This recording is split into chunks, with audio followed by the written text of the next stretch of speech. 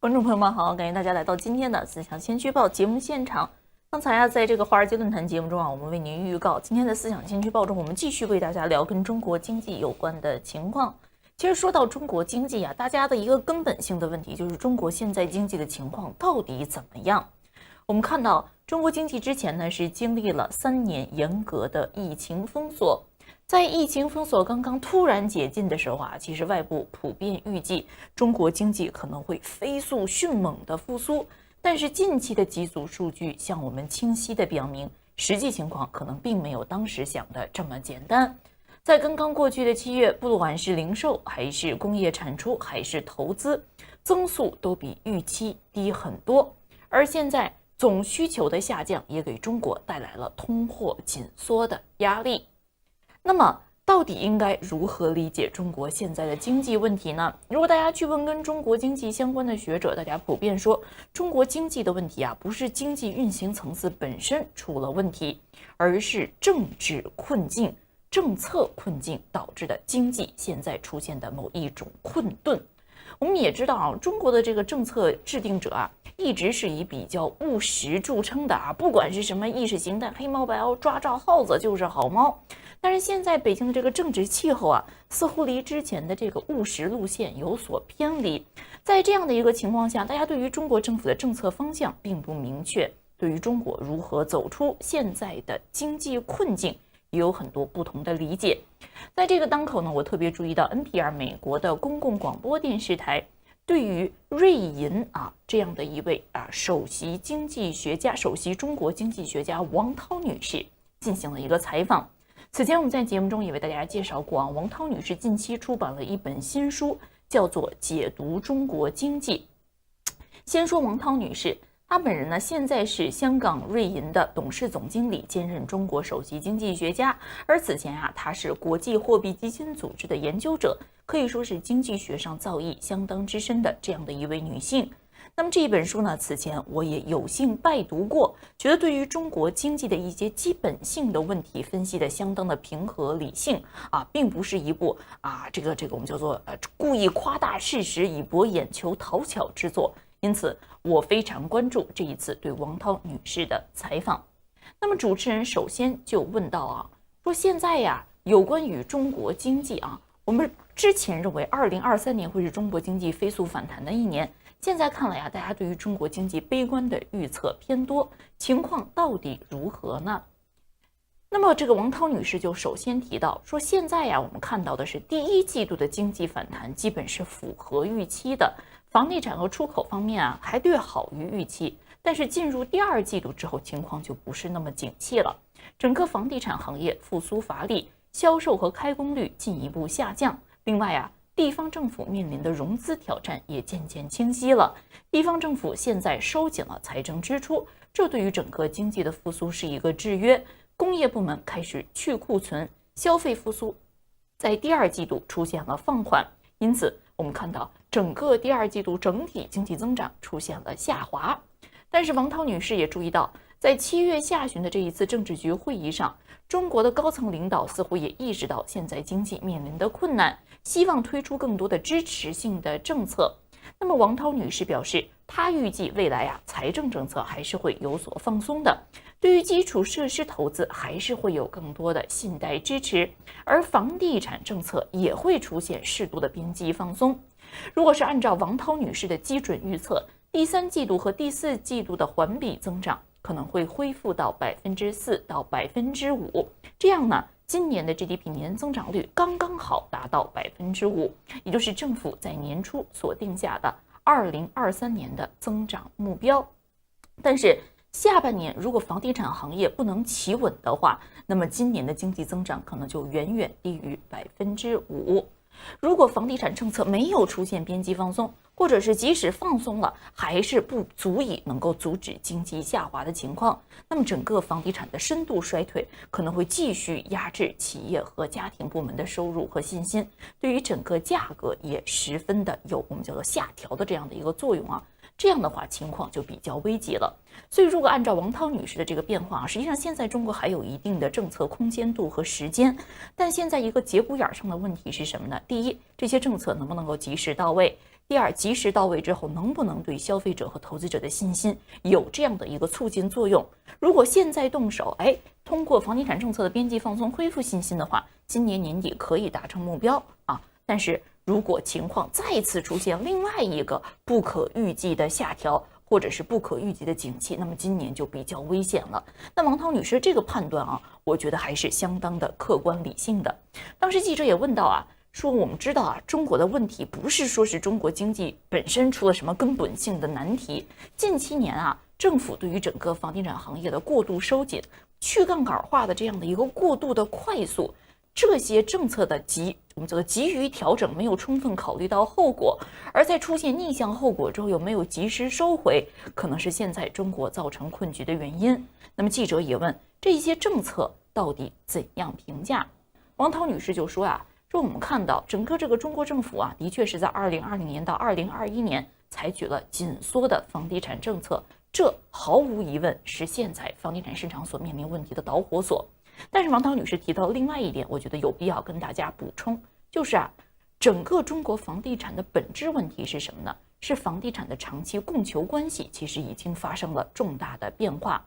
几年前，对于互联网平台、金融科技公司还有课外辅导的监管收紧啊，可以说是政策逆向导致不良后果的集中反应。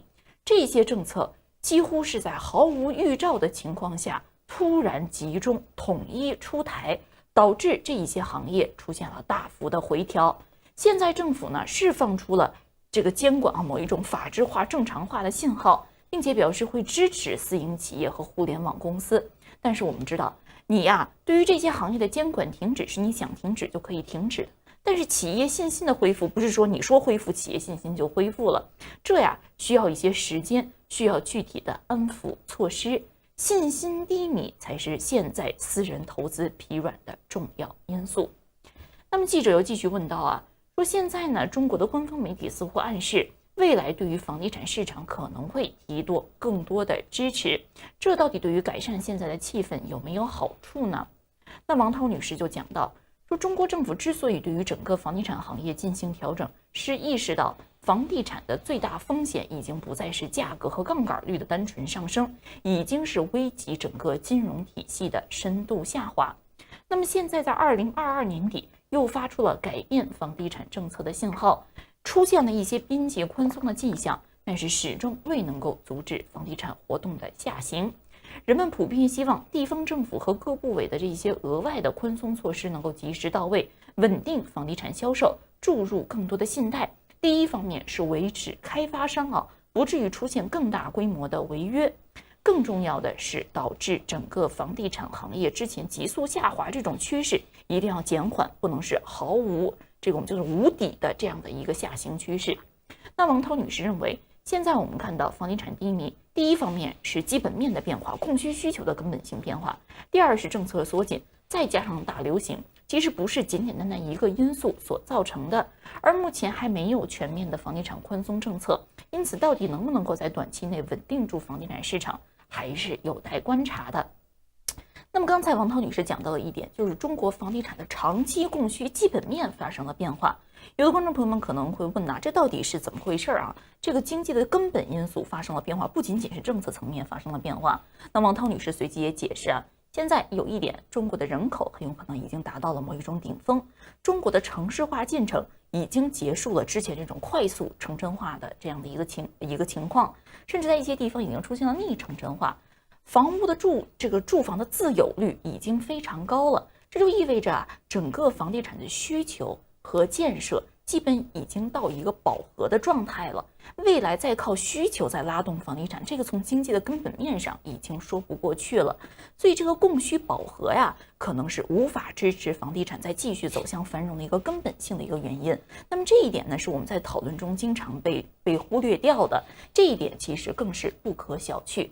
那如果说到中国经济最严重的问题，除了房地产之外近期我们还经常听到债务的问题。中国的债务问题到底有多严重呢？我们经常听到这样的一个数字，就是中国的总体债务与 GDP 的比值已经达到300%，而且还在不断上升。那我们看到300%这个数额的确在现在的新兴市场中已经是最高的了。那么对于大多数的发达经济体而言，中国也更高。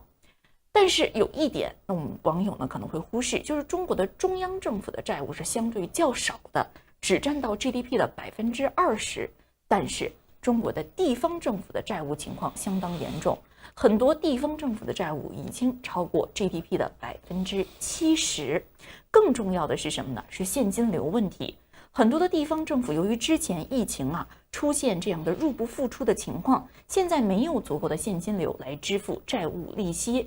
有一些房地产开发商有一些企业部门目前这个偿债挑战也十分的严重。那么中国是不是会出现典型的债务危机或者是金融危机呢？什么叫做债务危机、金融危机？就是首先大量违约，第二银行倒闭，第三严重信贷紧缩，第四汇率大幅贬值。王涛女士分析，如果是按照她的研究的话，中国出现这样的我们叫做典型性的系统性金融危机，风险其实是相对较小的。真正的原因就在我们刚才提到的，中央政府其实财力是相当雄厚的，中国政府仍然有大量的资产，如果真的是到了危急时刻，还是可以通过处置资产来偿还债务。债务危机一般而言是流动性危机引发的，而就中国而言，中国的国内银行有一个特点，或者是在这样的一个情况下，一个大家可能想不到的优势是什么呢？就是资本管制。平时一提到资本管制，我们认为是一个负面的说法，但是中国国内银行的高资本管制也意味着国内有较高的储蓄，95%以上的债务是国内债务，是由相对稳定的国内存款来提供的资金。也就是中国这个债务虽然问题严重，但是它对于国际投资者的忽进忽出和情绪变化的影响是比较小的。那么国家对于银行有所有权，政府对于存款也有担保，这样的良好记录，真的是出现大规模的无法控制的银行挤兑的可能性还是非常的低的。王涛女士分析，因为银行是国有的，这也意味着政府可以以政策手段阻止银行撤回信贷，或者是以其他的方式直接造成信贷紧缩。真的到了关键时刻，政府也可以注资或者是直接注入流动性，支持整个银行体系的稳定的运作。必须要债务重组的时候，中央政府也可以协调比较有序的债务重组，而不是市场逼出来的去杠杆化。如果是通过市场逼出去杠杆化，那么很有可能就会出现大幅的混乱、超调和对于整个银行系统的挤兑问题。那么王涛女士就点出了中国这个银行系统的一个特点，就是说地方政府的债务非常的严重，但是第一，银行的控制权始终是在中央政府手中，中央政府的财政又相对的健康，因此这可以说是抵御危机失控的一道根本性的防线。从这个角度来看，系统性的美国式的金融危机在中国再现的可能性似乎并不高。但是我们也要反过来说，这并不是说中国的中央政府有这么大的权力，中国的银行系统被牢牢的把持住，就意味着中国的这个债务这么高不是一个问题。这个任何一个经济学家都会告诉你，债务的增长速度如果是长期高于你经济生产产出的增长速度，如果债务被分配到非生产部门，所谓的非生产部门就是浪费性的生产部门，如果市场的纪律非常差，一些投资非常低回报，或者是干脆是失败的这一些烂项目不断的生产，低效和浪费的投资就会挤掉更具生产力和盈利能力的投资。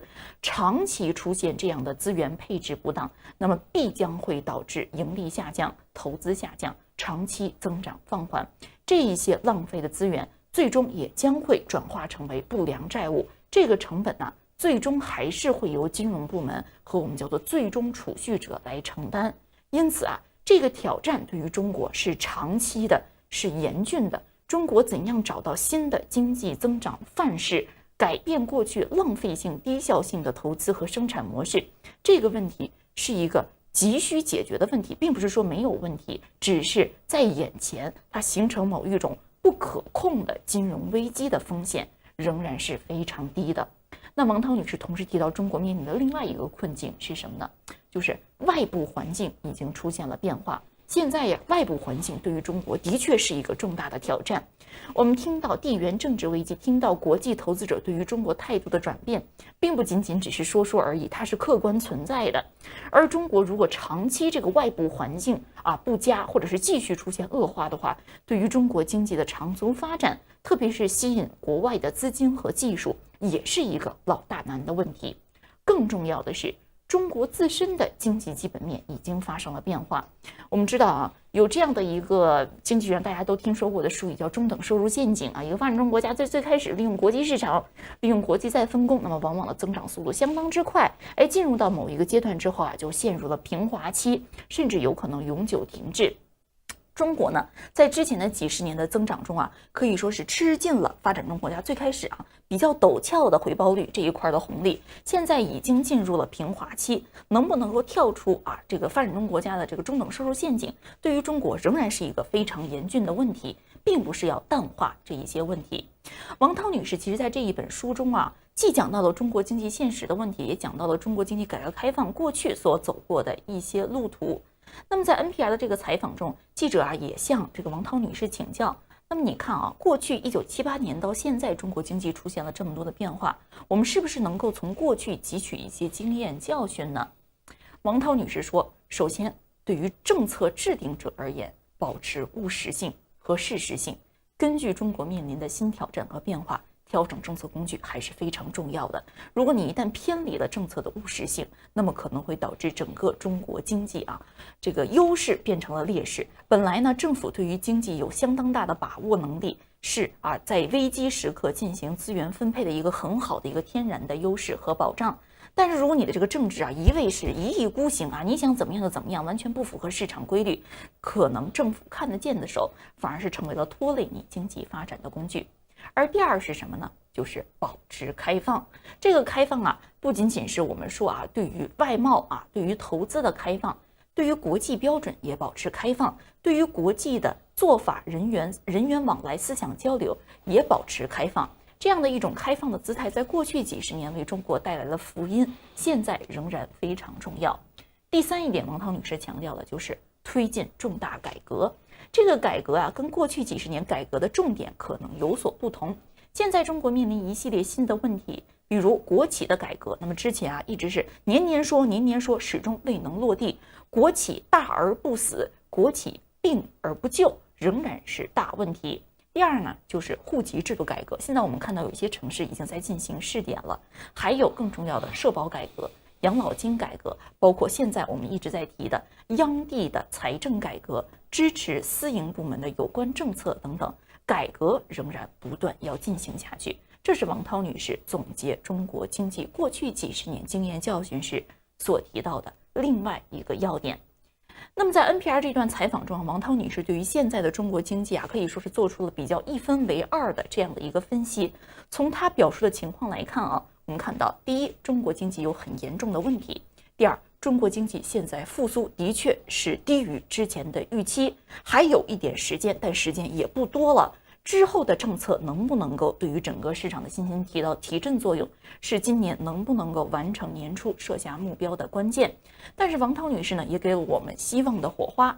尽管中国经济有这么严重的问题，是不是彻底烂掉了、彻底倒台了，明天就要垮掉了？危机已经到了无法挽回的程度。现在看来，中国还有天然的优势，可以化解掉危机失控造成的风险。那么对于王涛女士这一些分析，我也要请何明先生来点评，是不是认同她其中的哪一些要点是你所赞成的和不赞成的？大部分我都认可尤其在这种这潮流的时代。什么叫潮流的时代一下子把中国捧得天高一下子把中国呢讲成了一塌糊涂这种极端性的一种评视吧，其实就是一种思潮一种潮流多数人都会跟着这个潮流走多数人在这个体系里面的迷失，而忽视了一些最基本上的一些问题。中国到底的问题在什么地方？地缘政治到底有多大的伤害性？地缘政治是不是就真的是一个结构性的问题，根本就解决不了即使呢你要非常泥塑的非常理性的、非常真实的和深刻的了解西方的所谓的地缘政治。其实你看看美国就知道，美国的这个政治，你看一方面的政治，你认为美国完了，但是你看看美国更大的幅度是有更多的层次。其实真的中国也是这样，不要说欧洲现在对中国的态度跟美国不同，就是美国内部实际上也是有不同的声音。美国的力量不仅是体现在华盛顿，它也体现在华尔街，体现在硅谷，甚至体现在更多的民间。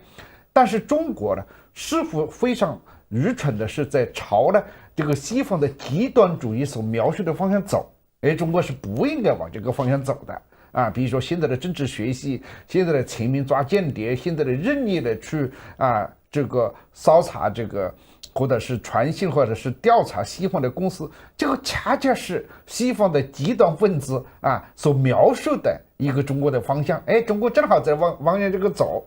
如果中国是采取一种更开放的姿态一个更包容的姿态，或者是更加遵守国际标准的姿态，我认为中国的这个市场，中国的能力是全世界这么多的国家，不是美国说了算，也不是欧洲说了算，也不是日本说了算，是全世界这么多的国家要跟你有合作的关系，有矛盾有问题，但是你的包容和开放会大大的弱化这个地缘政治对你的这个冲击，而不是的按照地缘政治的这个描述的极端方向，你自己变成那个样子。这是中国现在最大的、最根本的这个问题，包括你去掩盖事实的真相，你去了故意不公布某些数据，甚至去把有一些数据还拆下来，比如说后场长的一些数据这都是蠢的不能再蠢的东西。因为人们去揣测你的行为的时候，比你本身的行为只会更恶劣。就像今天的中国对习近平也好，对中国政府也好，有很多的不满。西方记者到中国去报道的这个情况你至少会感觉到，大家可以讲话，对吧？至少呢，让西方记者看到今天的中国的层次，他就感受会非常的丰富和复杂，而不是在西方媒体或者西方的政客们所看的那么简单。所以弱化这个地缘政治的冲击的最好的方式，就是不按照你的对手的方式的描述方向发展，而是开放的这个姿态。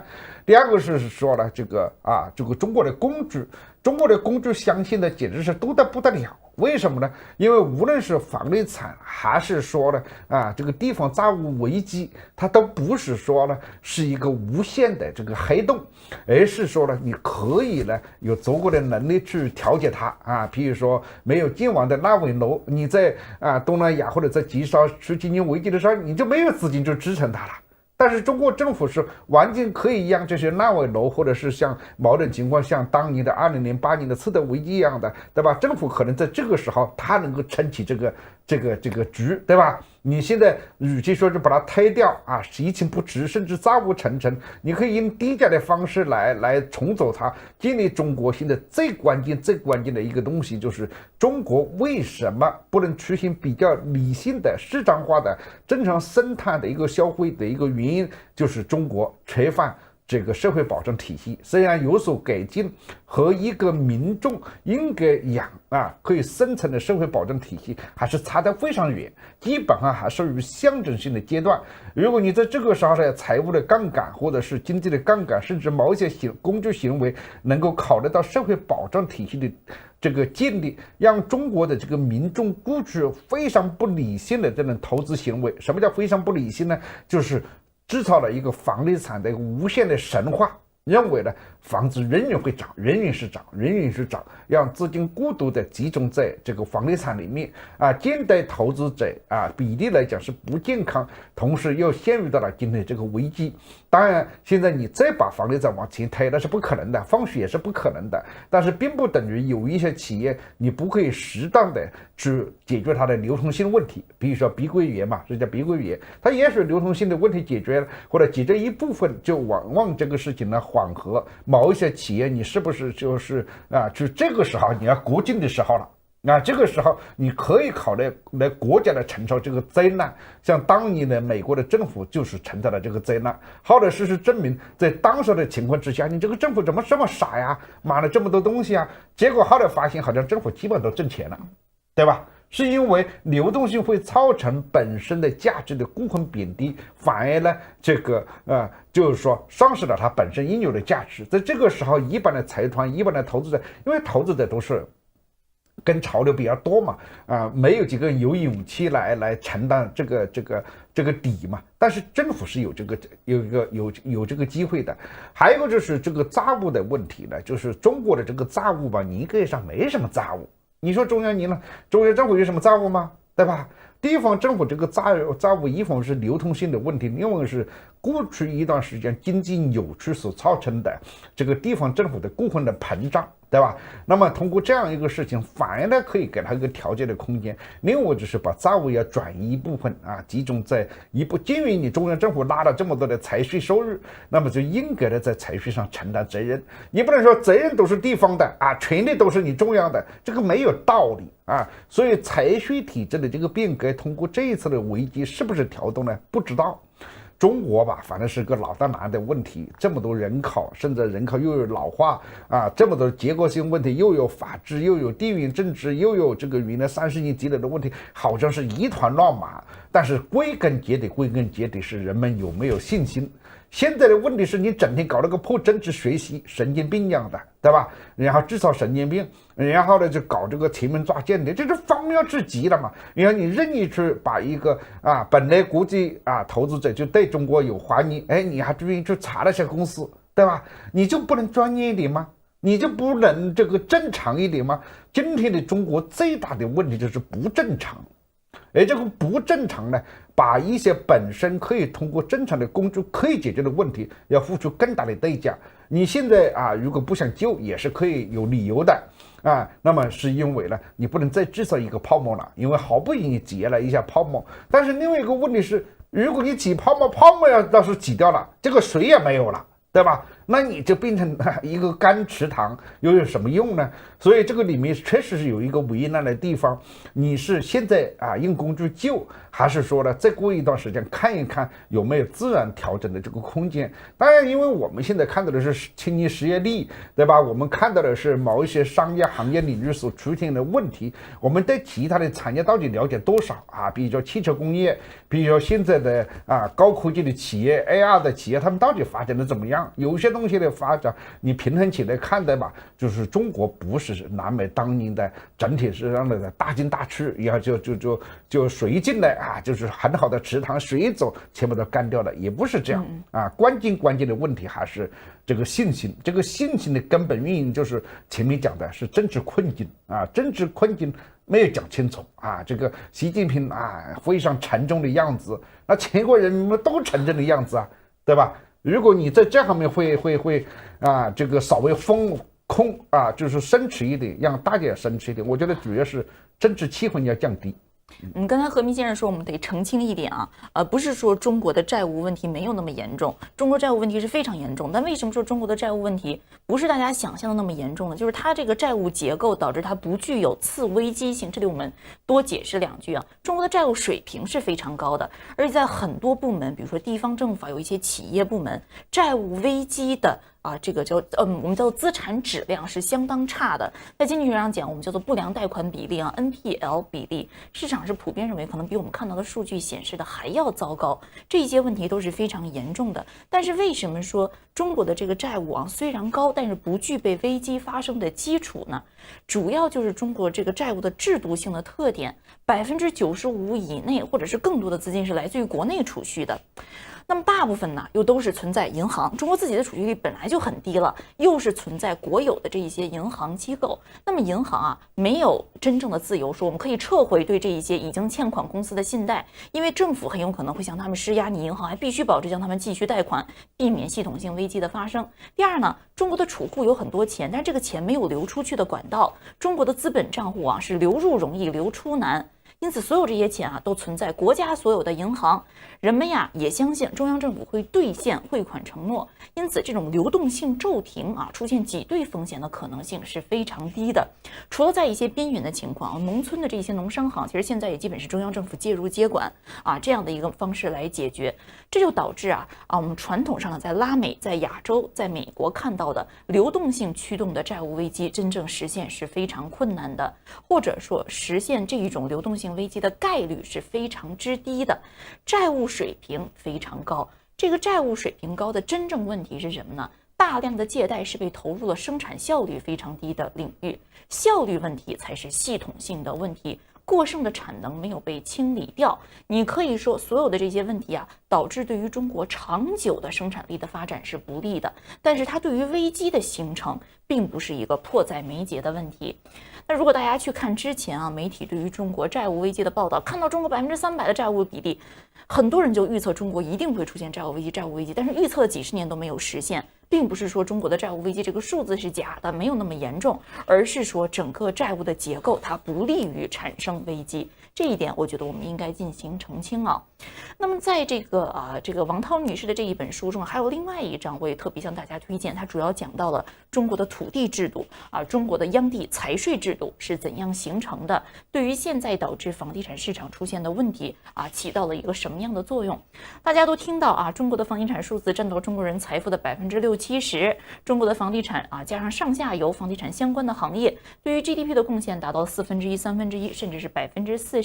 整个行业到底是怎么形成的？我觉得王涛女士的这一本书，正如她的标题“读懂中国经济”或者是搞明白中国经济到底是怎么回事，给了我们一个比较的常识性的一个普及，让我们在讨论这一些问题的时候有一个共同的常识性的基础。这呢，我觉得是王涛女士这一本书最大的贡献。其中没有什么惊人之论，也谈不上很深入的学理性的分析，也没有什么创新性的经济领域。但是对于整个中国经济到底是怎么运行的一些结构性的问题，可以说是帮我们理清楚了。那么我们看到今天节目的标题是两方面，第一，这一次到底是政策误入歧途了，还是政策已经走上不归路了？那么如果是按照王涛女士的说法，其实呢是政治一脚油门过猛了，结果呢导致了一些之前没有料想到的后果。现在如果及时扭转，如果下半年能够挽回投资者的信心，现在中国经济仍然是有余地、有空间的。那么可以说给第一个问题了一个答案，就是还有机会，并不是已经丧失天机。王涛女士提出的另外一个根本性的问题，就是我们今天标题的第二部分，中国经济现在显然是在一个十字路口，面临这样的一个选择。这个选择是什么呢？并不是说是不是国进民退，是搞文革一套，还是重走改革开放老路这样的选择，而是中国经济在面对新的挑战的时候，是不是能够及时的适应新的问题，进行调整，能不能够把一系列重大的更加艰难的改革进行下去。这个改革已经不仅仅是改革开放这个狭义意义上的改革了，放宽市场放宽所有制等等等等，更多的是比如说现在的养老金改革现在针对中国财税政策的改革，还有呢现在面对国际环境怎样重拾国际信心的这样的重大的制度改革等等等等，这一些问题其实比7、8年的时候还要更加艰难，而现在是需要做出选择的时候了。改革的具体的内容有变化，但是中国政策制定者的务实性仍然要继续坚持，这可能是中国经济未来走向判断的一个重要的风向标。那么不知道对于王涛女士在采访中表达的观点，您是不是认同呢？我们在今天把这一篇采访介绍给您，希望能够帮助您厘清有关于中国经济运行的一些常识性的问题。好了，以上就是本期思想先驱报的全部内容。在这周的思想先驱报中我们陆续为大家介绍了有关于中国经济运行的一些情况，同时也为大家介绍了跟中美关系有关的一系列话题。那么在每天思想先驱报的后面我们尽量从世界各大知名智库和权威学者所发表的最新观点中为大家截取我们觉得比较有参考意义，或者是比较值得呈现给大家的一些想法、一些节目，希望能够对大家有所关注。如果您有看到近期出版的好书，听到觉得对您特别有启发的讲座、论坛，或者是学者的讨论，也欢迎你推荐给我们，我们也会在思想先驱报中为大家进行相应的呈现、编译以及更多的报道。感谢麦团打赏，感谢艺人打赏，感谢如是我们打赏，感谢金山打赏，谢谢这些网友朋友们对于我们的支持。明天同一时间，思想先驱报与您再会。We're going to be talking about the China Center and also about U.S.-China relations more broadly. Let's start with the John L. Thornton China Center. So, Ryan, what do you see as the key issues that the center should be focusing on in the next few years? Well, David, I have a few sort of thematic thoughts and a few specific ideas. The thematic thought is that in recent years, it's become clear to me at least that studying China is no longer a job solely for China experts. It's a team sport now. And so one of the things that I hope that we'll be able to do is to harness Brookings' unique strength, its ability to look at an issue from pretty much every angle in the human condition, to draw from experts on climate and clean energy, public health, trade, economics, security issues, to try to form a more integrated picture of what China is doing and how it fits into what's happening in the world and how it relates to American interests. So that's the first thematic thought. The second is that I hope that we can continue to rigorously examine what's going on in China without prejudging the outcomes. One of Brookings' strengths is that it does not have an institutional position on any of these issues. Each scholar is able to reach his or her own conclusions based upon the available data.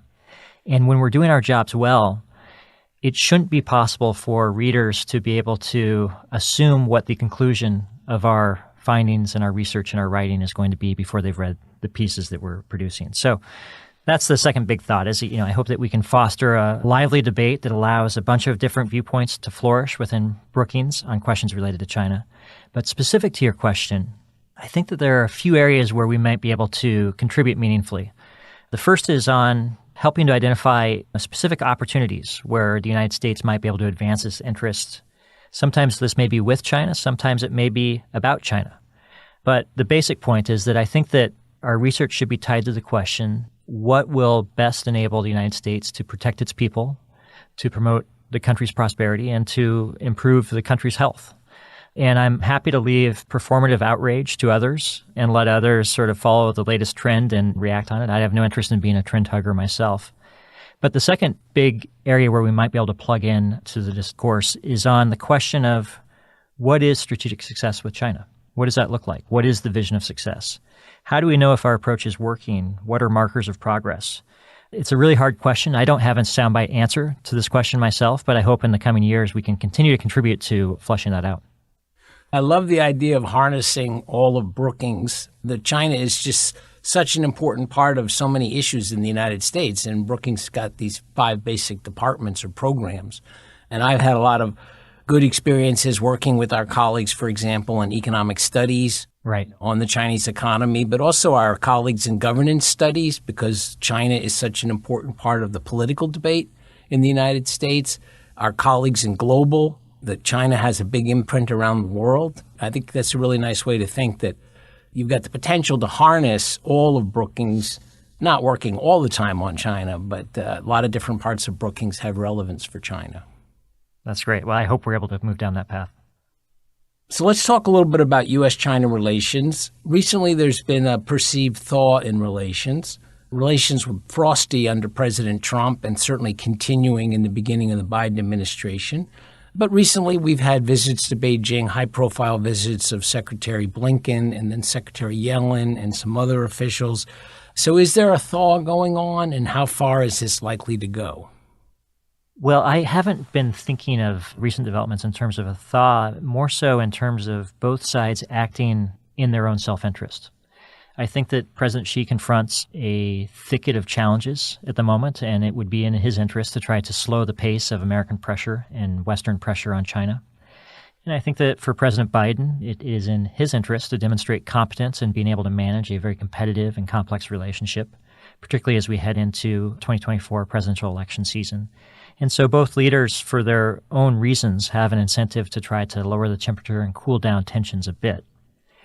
And if this helps to restore a bit of functionality in the relationship, then I think the world will be a better place for it. But I wouldn't want to oversell the idea too much. It's worth recalling that both leaders met last November in Bali on the margins of the G20 summit, and at that time agreed that it would be important to stabilize the relationship. And of course, in the months that followed, the relationship continued to travel a downward path. This year, both leaders are expected to meet again in November on the margins of the APEC Leaders Summit. And we'll have to see how that conversation goes and where it points the relationship from there. Yeah, it's a good point that it's easy to say we should stabilize relations, but then each country is pursuing its own interests, and some of the things it does disturbs the other country, and then that upsets any tendency towards stabilization. Yeah, I think that both leaders are allergic to the perception of being soft or accommodationist to the other. Both are going to be pretty vigorous in defending their view of their interests. But within that space, there should be capacity to find a little bit more of a stable equilibrium, at least for the short term. So let's talk about what's probably the thorniest issue between the U.S. and China, which is Taiwan. This is something that you've studied and written about. How do you see the administration, our U.S. administration, handling the Taiwan issue? Well, I think that the United States, just as a broad principle, is at its best on Taiwan when it's resolute, when it's clear, when it's confident, and it's disciplined. I don't think it would be possible to associate those attributes with the first couple of years of the Biden administration's approach to Taiwan very credibly. We had military leaders arguing over what the anticipated date of the Chinese invasion of Taiwan would be. We had erratic statements from throughout the U.S. government, and Congress also played its own role in the noise that was coming out of Washington and the anxiety that was coming out of Washington on Taiwan. But to their credit, I think in the past period of months, the Biden administration has tightened the hatches a bit in its thinking and in its approach on Taiwan. They are projecting more calm confidence. They're talking now about how conflict is neither imminent nor inevitable. And they have reasserted a certain degree of discipline in the way that we interact with and talk about Taiwan. And I think this matters greatly because I do believe that Taiwan is the most sensitive geostrategic issue in the world today. Yeah, it does seem sometimes Taiwan is just a hot potato between the U.S. and China. But of course, it's a vibrant democracy that has agency. It has an important presidential election coming up in January 2024. So talk a little bit about Taiwan politics, the election, and how that's going to have an impact on both mainland China and the United States. Yeah, I think that the election, both in Taiwan and the United States, will elevate risk somewhat of instability in the Taiwan Strait. But I don't think that the risk is going to come from Taiwan. I don't fear that Taiwan is on the cusp of declaring independence and setting off an escalatory spiral. If there's going to be instability, I worry more so that it will come from China. And China concluding that their strategy is simply not working and that they need to take more aggressive measures to try to reclaim control of the narrative and the direction of travel in the Taiwan Strait. The reason why I feel that way is because my sense is that the Taiwan electorate is pretty pragmatic. They are not clamoring for independence because they don't want war. And so I think there's a low risk on that side. I also think that the risk of China deciding to throw caution to the wind and pursue a cosmic roll of the dice to have a surprise invasion of Taiwan is a very low probability as well. But it's not zero, so I do think we need to take it seriously. Do you think the Russian invasion of Ukraine has an influence on China in terms of how it's thinking about Taiwan? And which way does that go? Does that encourage them to be more adventurous, or does it encourage them to be more cautious? I like to think that it will encourage sobriety, the fact that the Russians are experiencing so much trouble in Ukraine militarily. But the reality is it may be too soon to tell. If Russia ends up prevailing in Ukraine and achieving its strategic objectives through the use of force, then I think that the risk to Taiwan will go up, not down. But a lot will depend upon how the outcome of the conflict is ultimately adjudicated. So another contentious issue between the U.S. and China concerns access to high technology. The U.S. has long had various export restrictions on certain technology items, and basically this has gotten ramped up both under President Trump and further under President Biden. Recently, we had the National Security Advisor Jake Sullivan at Brookings talking about this issue and U.S.-China relations more broadly, and he used the image of a small yard with a high fence. And I think Secretary Yellen, both in her speech and in her meetings in Beijing, was pushing the same idea that the U.S. is not trying to keep China down economically with these restrictions. It's trying to target them pretty narrowly to things that really would enhance China's military capability. That's the idea of the small yard with a high fence. So we limit a modest number of technologies where we don't want these to diffuse to China, and we have a high fence, meaning we have some pretty serious restrictions. So are we actually following this policy? Well, I, like many of us, was in attendance for Jake Sullivan's speech at Brookings, and I thought it was a pretty eloquent articulation of the administration's views and goals. Their goals seem clear. They want to revive manufacturing in the United States. They want to diversify supply chains. And they would like to minimize the leakage of technology being transferred to China that could support their military capabilities to target or attack the United States or its allies. That all makes sense, even if the methods in which they're pursuing those goals may be suboptimal. The problem, though, is that what we are saying is not being taken at face value by our Chinese counterparts. I listen to our Chinese counterparts. What I hear them telling me, and many of us, is that de-risking is really just a polite term for decoupling. And in fact, it may be more pernicious from the Chinese perspective because it may have more purchase with our allies and partners than the word decoupling or the concept around decoupling otherwise would. And on the idea of a small yard with a high fence, our Chinese friends complain regularly that the yard is growing daily and it's not that small anymore.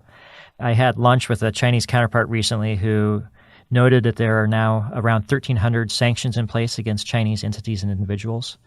And he suggested that 700 of those 1,300 have been implemented in the Biden administration. And implication of this is that the Biden administration may say soothing words, but their actions tell a different story, that the Biden administration is not showing good faith, and this is an issue of sincerity and a reflection of America's overall intentions towards China, which are to undermine China's growth and hobble its rise. Now, these are his views, not mine, but I think that we need to take them seriously because they are a reflection of the degree of unease and discomfort that Beijing seems to have with the direction of American policy. And I mention this because I'm not sure that this problem is going to be reconcilable in the near term.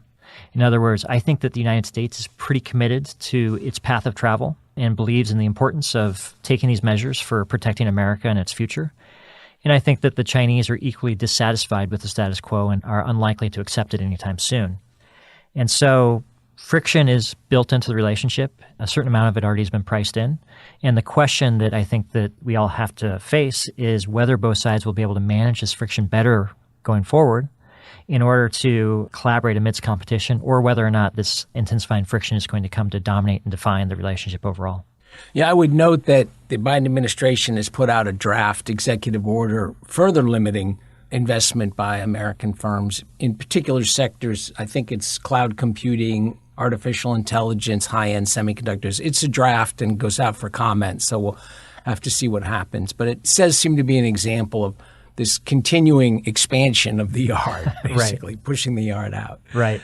I always like to look at the data to try to see what's really going on. And until recently, we were able to say we don't see much decoupling or de-risking in the data. But that's actually changed during 2023. Mm-hmm. Now that we're halfway into this year, according to U.S. data, U.S. imports from China are down 25% from last year. And the U.S. economy is slowing down, and our overall imports are down, but they're down about 5%. So 25% is quite striking. And we do import particular things from China, so some of that may be related to particular markets. But our exports from the rest of the Pacific Rim, countries like South Korea, Vietnam, I think it's basically flat or maybe very, very slightly negative. So the Chinese negative 25, that definitely stands out as somewhat unusual. We can't tell yet. We have to get more data. But what we can't tell yet is this now the beginning of a pretty serious trend of decoupling? Or is this a modest amount of de-risking in particular sectors, including quite a few things we import from China or that we export to China, and then it's going to stabilize? That was Janet Yellen's vision, that there's still a lot of room for mutually beneficial trade and investment back and forth. So are we sliding down a path of decoupling, or is this just an adjustment that fits more into that de-risking category? What is your intuition on that question? I'm a big respecter of these officials who say we need to get more data. I mean, that may seem like a cop-out, but I always like to hear Jay Powell say, we need to see a few more months of data. And that makes sense. We can't decide in advance. So I guess my instinct is that we'll find this is more relatively minor de-risking that stabilizes. We still import a lot of ordinary stuff from China, like furniture and toys, right, things like that. And I'd be a little bit surprised if the decoupling really ran into everything. But as I said, not long ago, we were saying we don't see much evidence of any kind of distancing between the U.S. and China, and now we have some pretty strong evidence. And I'm going to just add one more thing on that trade data, which is a lot of different details, but countries like Vietnam, Mexico, that are to some extent competitors with China, their trade with the U.S. is holding up pretty well. Mexico is actually up this year compared to last year. Vietnam slightly down, but over the last 3 or 4 years, it's gone up enormously. Right. So we definitely see some shifting of trade patterns, not so much reshoring to the United States, by the way. Right. But we definitely see some movement out of China to places like Mexico and Vietnam. Yeah. Yeah.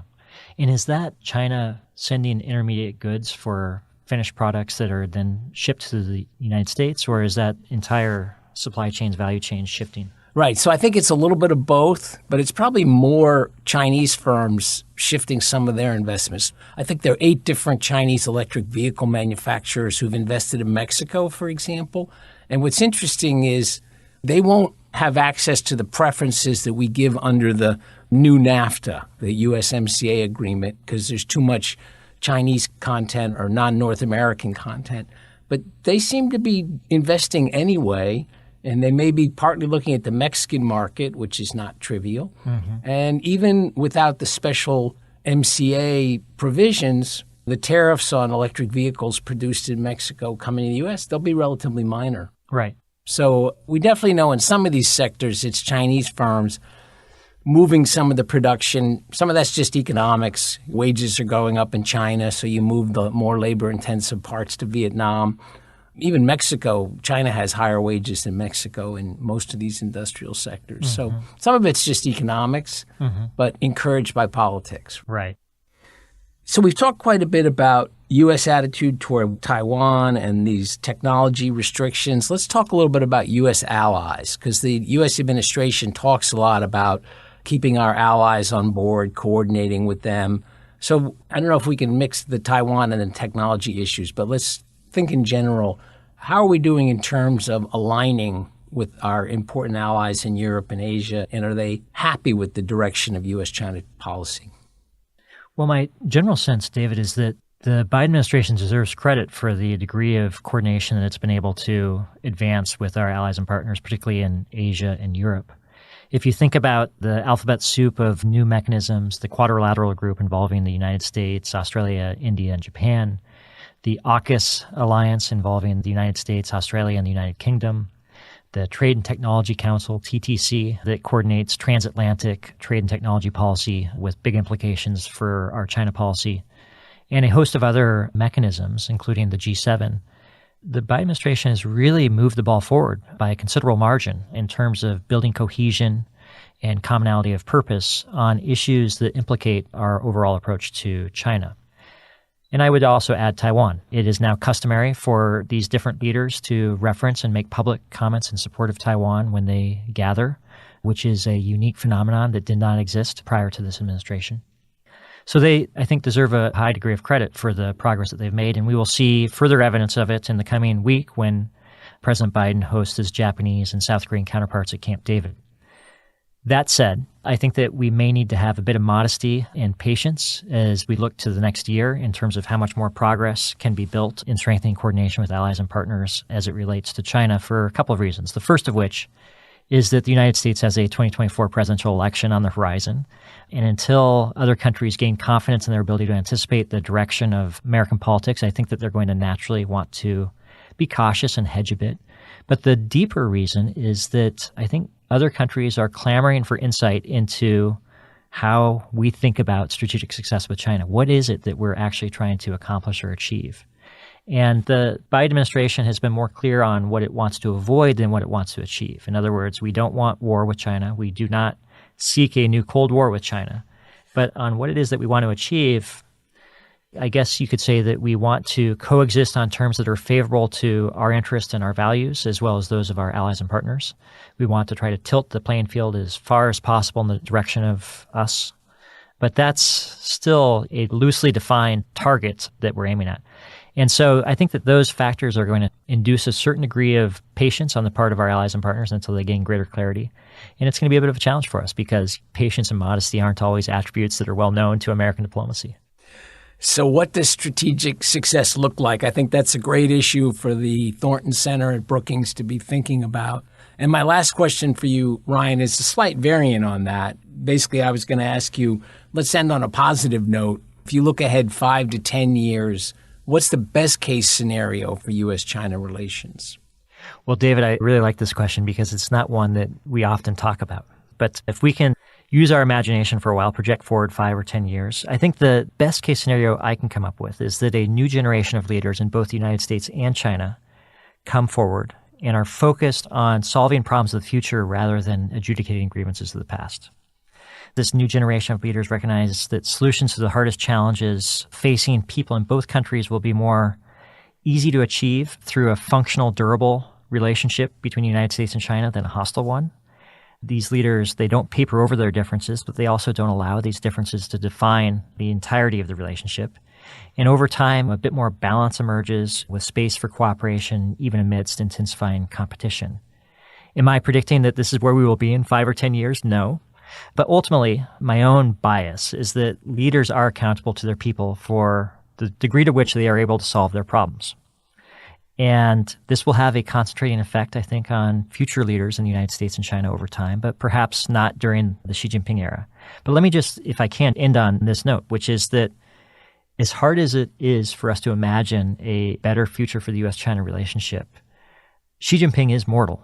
He is not going to be in control of China forever. And our approach toward China needs to account for this, but it also needs to account for the fact that there is no permanence in international relations, that our past enemies are now our closest friends, and Japan and Germany provide the most vivid example of this. Am I suggesting that rainbows are around the corner in the U.S.-China relationship? No. But I do think that we do need to preserve a bit of modesty about forecasting the future solely based on our view of the present. 欢迎大家收看华尔街焦点节目。中国对美加征报复性关税 ，WTO 裁定违规。德国之声中文网。世界贸易组织16日裁定，中国对部分美国产品征收的额外关税违反贸易规则。这起争端可追溯至多年前，美国以国安为由对进口钢铁、铝加征关税，中国对此也作出反击。世界贸易组织争端解决小组周三8月16日发布报告指出，中国对部分美国进口产品征收报复性的额外关税，违反中国作为世贸组织成员的义务。美国贸易代表办公室对此表示乐见，并称中国以虚假的保障关税进行非法报复。中国商务部16日深夜发布声明，称中方正在研究世贸组织的报告内容，并将依该组织规范做好后续工作。声明强调，本案症结在美国的单边主义和保护主义行径。2018年3月，特朗普政府据美国1962年贸易扩展法第232条款，以国安为由，对中国等国家的进口铝和钢铁制品各加征 10%、25% 的关税，以保护国内钢铝产业。作为回应，中国随后亦对水果、猪肉等128种原产于美国的产品加收 15% 至 25% 的额外关税。2022年底，世贸组织裁定美国加征关税的举措违规，华盛顿曾对此提出上诉。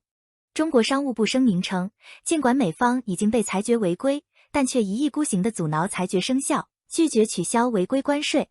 声明称，中方的反制措施是维护自身合法权益的正当之举，并要求美方立即取消钢铝232措施，以维护多边贸易规则。特朗普把减少对华贸易赤字作为其优先政策。根据与北京达成阶段性协议，中方承诺从美进口大豆等更多商品。然而，统计数字显示，2020年中国对美贸易顺差扩大，达到3169亿美元，上升 7.1%， 与2017年的2658亿美元相比，更增加了 14.9%。去年，遭新冠疫情重创的美国对产自中国的电子、医疗产品需求明显增加。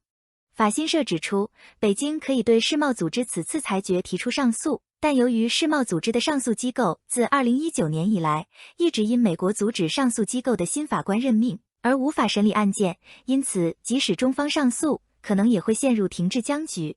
对此，中国商务部11日曾发表长达85页的美国履行世贸规则义务情况报告，批评美国作为被世贸组织成员发起争端解决最多的成员，不仅选择性执行世贸组织裁决，还阻挠上诉机构成员遴选，并导致其陷入瘫痪，不仅破坏多边贸易体制，操纵双重标准，还扰乱全球产业链供应链。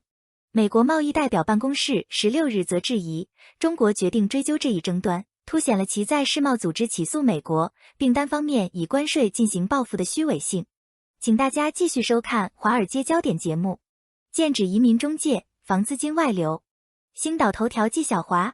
上海官方上周通报一宗非法买卖外汇案件，金额高达1亿人民币，抓获5名疑犯，包括某出入境服务公司负责人和 X。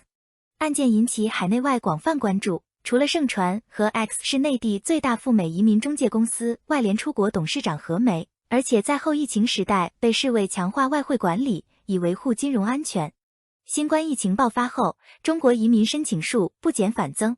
根据美国国土安全部统计，2022年，中国是美国第3大移民来源国，共6.81万人拿到合法居留证，排名第3，仅次于墨西哥及印度。疫情松绑之后，内地民众尤其是中产阶级往外移民或留学人数更是持续攀升。彭博社今年1月发文分析称，中国富人外流速度正在加快。内地一向实施严格的外汇管理，每人每年只能汇出5万美元，以维持汇率稳定。人民币换外汇要透过官方审核，手续繁杂，唯有依赖地下钱庄。根据公开资料，外联出国是上海最大的移民中介机构之一，经营项目主要是海外移民、海外投资、海外教育等。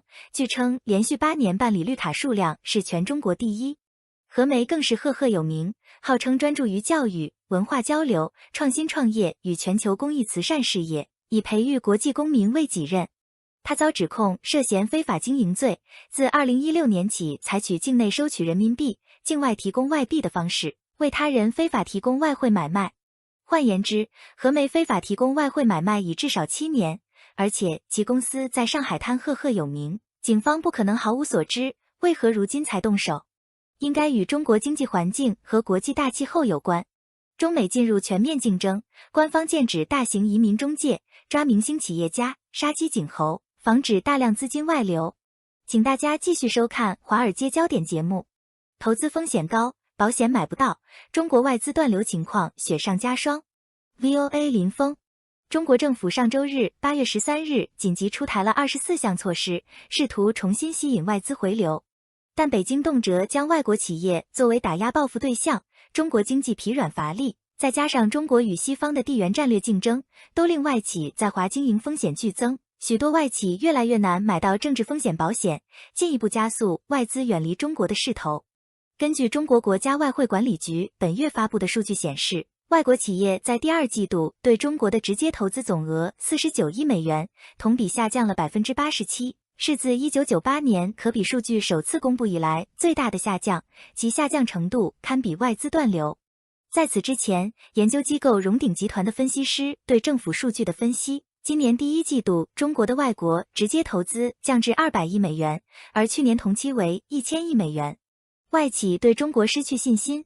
奥尔布赖特石桥集团负责中国与技术政策的副合伙人保罗·特廖洛 （Pautriolo） 对美国之音表示，外国企业对中国丧失信心是主要因素之一。他说，外国企业对中国政治和经济领导层出现了显著的信心缺失，这在疫情防控，特别是像对上海这样整个城市的风控以及技术监管整顿等措施中得以凸显。中国政府原本把2023年定为投资中国年，但这一活动很快在外国企业中引起了怀疑。他们对中国困难的商业环境、难以预测的政策制定、恶化的地缘政治和中国国内经济状况感到忧虑。在中国美国商会今年春季发布的一项调查中，55%的受访企业表示，他们不把中国列入前3名的投资优先地区，为该调查25年以来最高比例。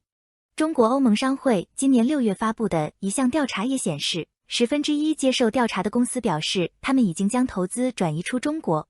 另有1/5的受访公司表示，他们正推迟投资或考虑转移投资。在570家受访企业中，有2/3的公司表示，在中国做生意已经变得更为困难。还有3%的公司认为，中国现在的营商环境已经更加政治化。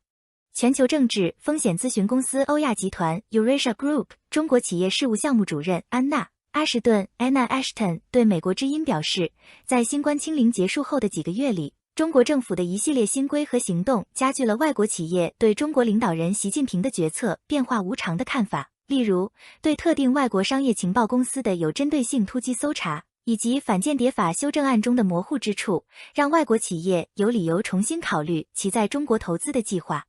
他说，今年3月，中国当局分别以涉嫌非法经营拘留美国尽职调查公司美思明治集团北京办事处5名中国籍雇员，又以涉嫌从事间谍活动拘留了日本安斯泰来治1名员工。地缘政治风险增大，外企选择规避风险。在另一方面，中国新修订的反间谍法大幅扩大了间谍活动范围，这让外国高管担心，在中国进行常规的商业活动，比如市场调研，都有可能会被认为是间谍活动，从而成为打击的对象。该法已于7月份开始实施，使外国投资前景变得更加模糊。美国企业研究所 AEI 高级研究员、外交政策专栏撰稿人伊丽莎白·布劳日前在《华尔街日报》撰文称，外国企业现在越来越难找到针对他们在中国开展业务的政治风险保险。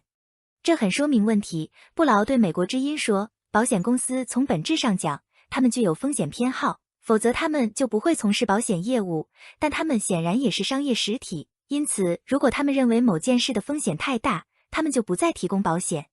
政治风险保险这一险种在冷战结束前，上世纪80年代末和90年代初非常流行。该保险可以保护企业免受各种政治事件的影响，从征用到政治干预，一直到政变和战争，这使公司有信心在非自由民主体制的市场上投资和经营。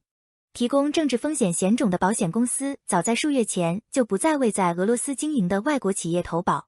在中国，一系列事件也令这些保险公司感到不安，包括对西方咨询公司的突袭以及北京对台湾动武的威胁。布劳说，目前全球只有大约60家公司提供政治风险保险，其中绝大多数已经决定不再投保新的保险政策，因为在他们看来，各种政治事件的风险非常高，从中国政府的政治干预到与台湾发生战争等各种情况，提供新的保单太过冒险。在提供政治风险保险的60家保险公司中，只有少数几家仍然为中国提供此类保险，而且附加了非常严格的限制，这是一个重大变化。目前仍在提供的保险政策的保额可能不会超过5000万美元，这与几年前的约20亿美元相比大幅下降。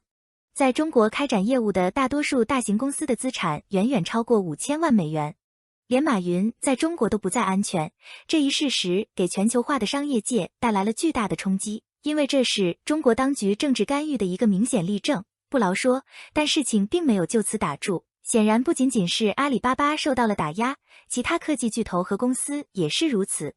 保险承保人表示，如果连中国本土最强大的科技公司都无法免受政治干预，那么我们其他人也会面临各种不同形式的政治干预和被惩罚的风险。对在中国开展业务的风险大大增加的看法正在阻碍资本流入中国。中国政府常常通过惩罚外国公司作为报复外国政府的方式。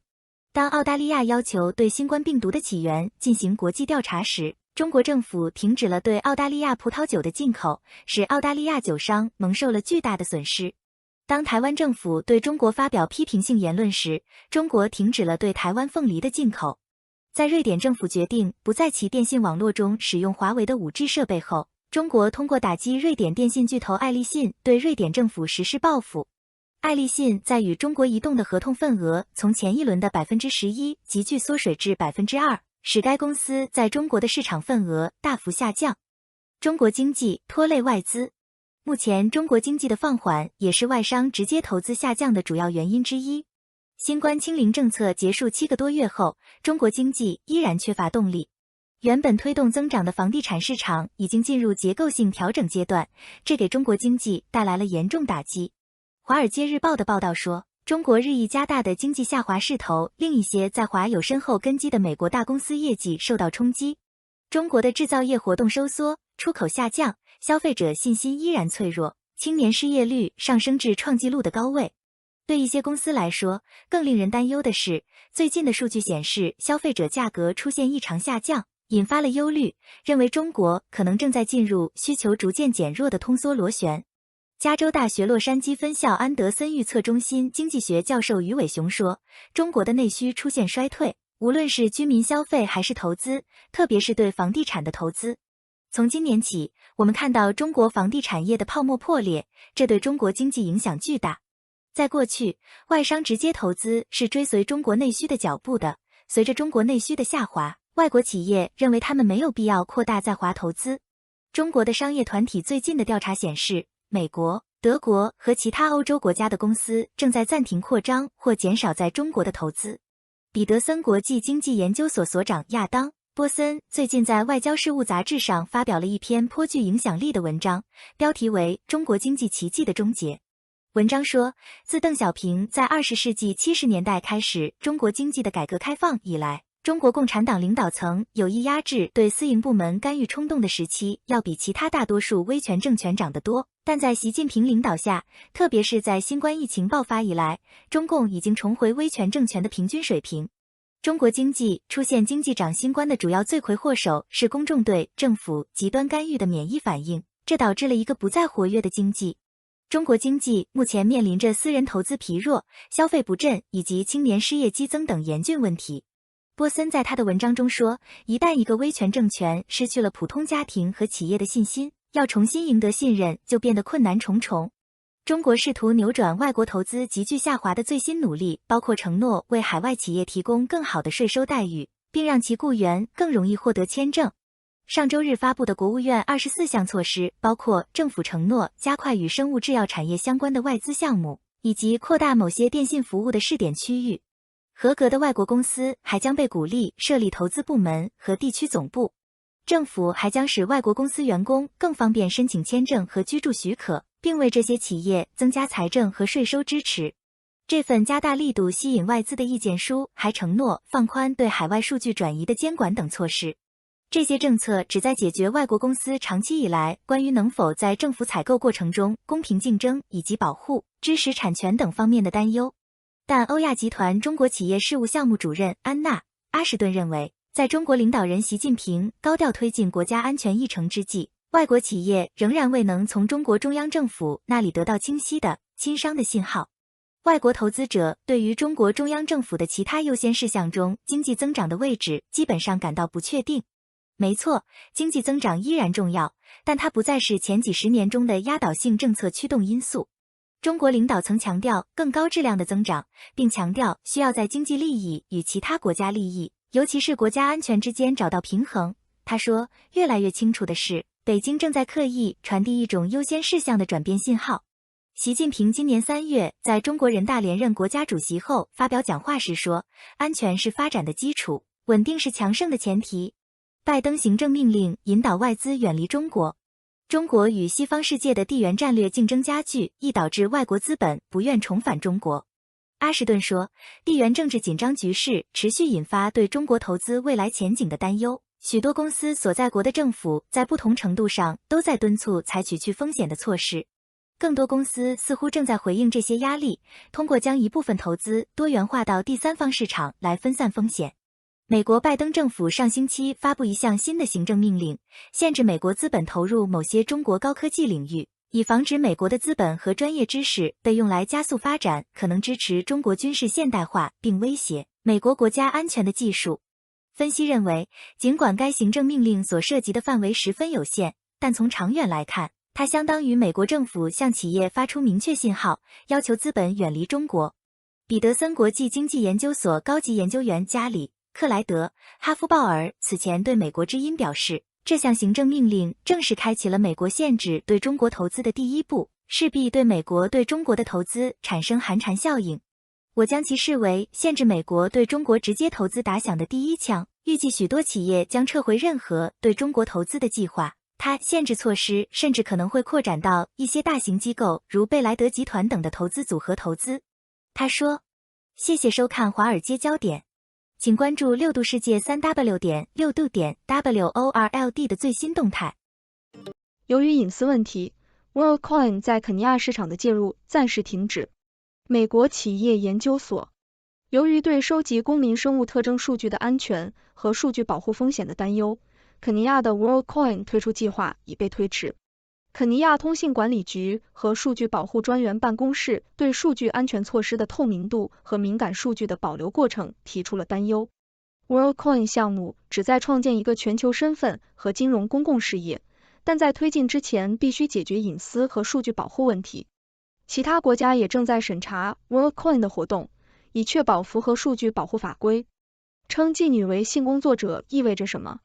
纽约时报评论版。上周，在全国妇女组织纽约办事处，妇女权益倡导者、反贩卖人口团体和前妓女聚集在一起，呼吁纽约市民采取行动，对抗蓬勃发展的性交易。除了主张执行现有法律，将买家和皮条客定罪，而不是将妇女和儿童视为受害者，他们还希望传达一个关于该问题的重要信息。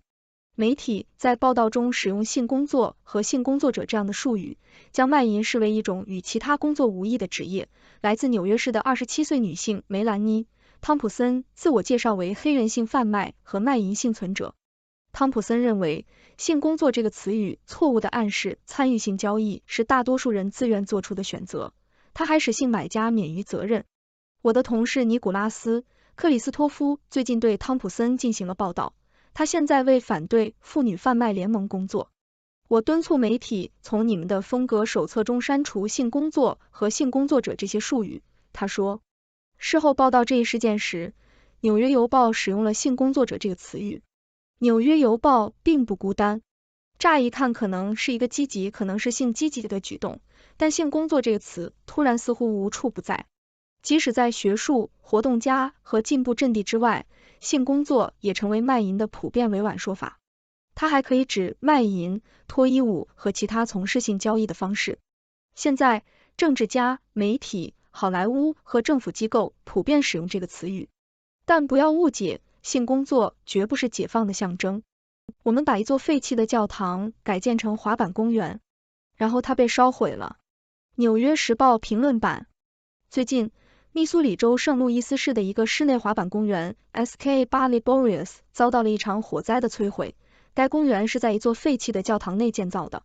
这个公园花了10多年的时间才建成，志愿者们清理了死鸽子的尸体，并完成了其他任务。这个公园已经成为一个受欢迎且包容的社区空间，吸引了各种各样的使用者，从当地的孩子到国际滑板手。在火灾发生后的几天里，有超过200名志愿者参加了社区会议，讨论重建公园的事宜。作者反思说，公园的毁灭是令人震惊的，但它的存在本身就是一个奇迹，证明了任何地方都有可能发生转变。我们需要在社交媒体上看到的内容中拥有更多发言权。纽约时报评论版。在纽约时报上，泽伊内普·陀费克奇警告说，控制公共话语的权利从未如此完全地掌握在少数几家追求利润的公司手中，而这些公司没有为公众利益提供任何要求。陀费克奇认为，控制决定用户所见内容的算法是社交媒体平台最具破坏性的问题。埃隆·马斯克接管推特的行动展示了当个人利用社交媒体公司推动政治议程时可能发生的情况。马斯克封禁了记者和活动人士，推广极右翼人物，并据称改变了算法以提升自己的帖子。结果是，推特现在成为了一个极右社交网络，推动美国右翼政治的利益、偏见和阴谋论。为了防止其他科技公司做类似的事情，陀费克奇建议创建一个算法自由选择运动。用户应该能够决定在社交媒体平台上阅读什么内容，而不是由算法决定他们所看到的信息。一个最近的允许用户选择自己信息流的社交网络的例子是 Bluesky， 该平台最近开放了其数据，允许开发者构建定制算法。他们生活在持续的痛苦中，但他们的医生不愿帮助他们。纽约时报评论版。本文讨论了美国全国范围内打击处方阿片类药物的行动所带来的意外后果。许多慢性疼痛患者无法获得他们所需的药物，导致痛苦加剧甚至自杀。尽管美国疾病控制与预防中心去年发布了新的指南来解决这个问题，但由于复杂的联邦和州法律，许多医生仍然不愿开具阿片类药物处方。文章认为，在确保疼痛患者获得所需缓解的同时，仍然有可能停止过度开药。文章中还附有一个视频，慢性疼痛患者在其中分享他们的经历，并敦促其他人倾听他们的需求。那些停在路边的亚马逊卡车不仅仅是一种烦恼。纽约时报评论版：电子商务的兴起和 Waze 等导航应用的使用，导致城市街道上的拥堵增加，尤其是在居民区。作者认为，这破坏了以前保持居民区远离交通的功能和不便之间的微妙平衡。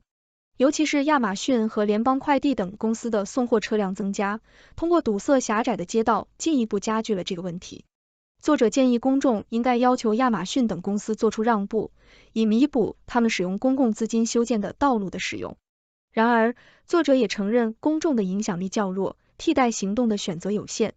作者认为，电子商务的兴起还导致了传统实体店的空心化，这可能为提供替代基础设施，并让监管机构与亚马逊等公司进行更严厉的交涉提供了可能。作者还建议对双向停车收费更多，并利用技术更有效地监管送货卡车，以帮助缓解问题。然而，作者承认在监管电子商务的道路上存在权衡。摩根大通任命哈立德、法耶兹为摩根大通沙特阿拉伯的首席执行官。路透社：摩根大通已任命哈立德、法耶兹为其在沙特阿拉伯的证券业务部门摩根大通沙特阿拉伯公司的首席执行官。摩根大通是唯一一家在沙特阿拉伯拥有2个运营许可证的总部位于美国的金融机构。周日，厄瓜多尔人将投票选举总统，选战主要围绕对安全的要求展开。英国独立报：厄瓜多尔人将在星期日前往投票站选举新总统，就在几周前，其中一位候选人遭到暗杀。选举之际，人们对该国不断上升的暴力问题表示担忧，打击犯罪措施成为选民关注的重要问题。然而，新政府将面临巨大的挑战，因为该国负有巨额财政赤字和数十亿美元的债务。选举获胜者将继承一场财政困境，税收和石油出口下降加剧了这一局势。对冲基金减缓价值股的撤离速度，因为人工智能炒作推高了成长股的价格。路透社：在过去1个月里，对价值股和小盘股的退出速度放缓，因为人工智能推动的成长股估值上升，使它们更具吸引力。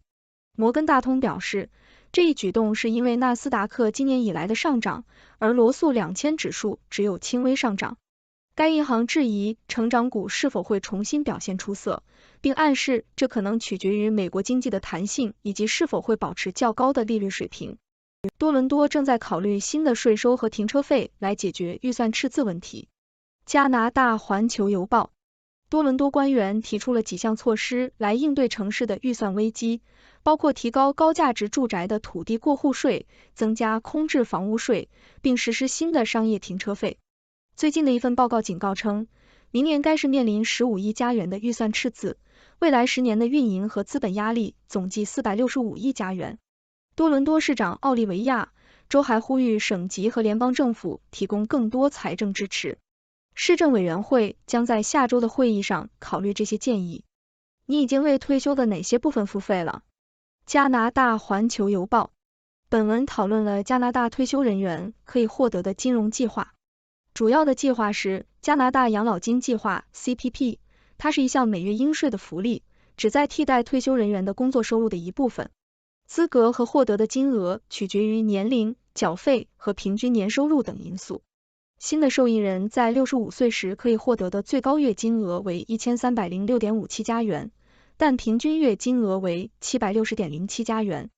CPP 的支付金额还取决于退休人员选择何时开始领取，可以选择在60岁开始，或等到65岁或70岁。专家一般建议等到70岁以获得最大的福利。本文还讨论了老年人保障 OAS 支付，这是另一项旨在支持退休人员的每月支付。为了获得最高的 OAS 支付，退休人员必须是加拿大公民或永久居民，并在加拿大居住了40年。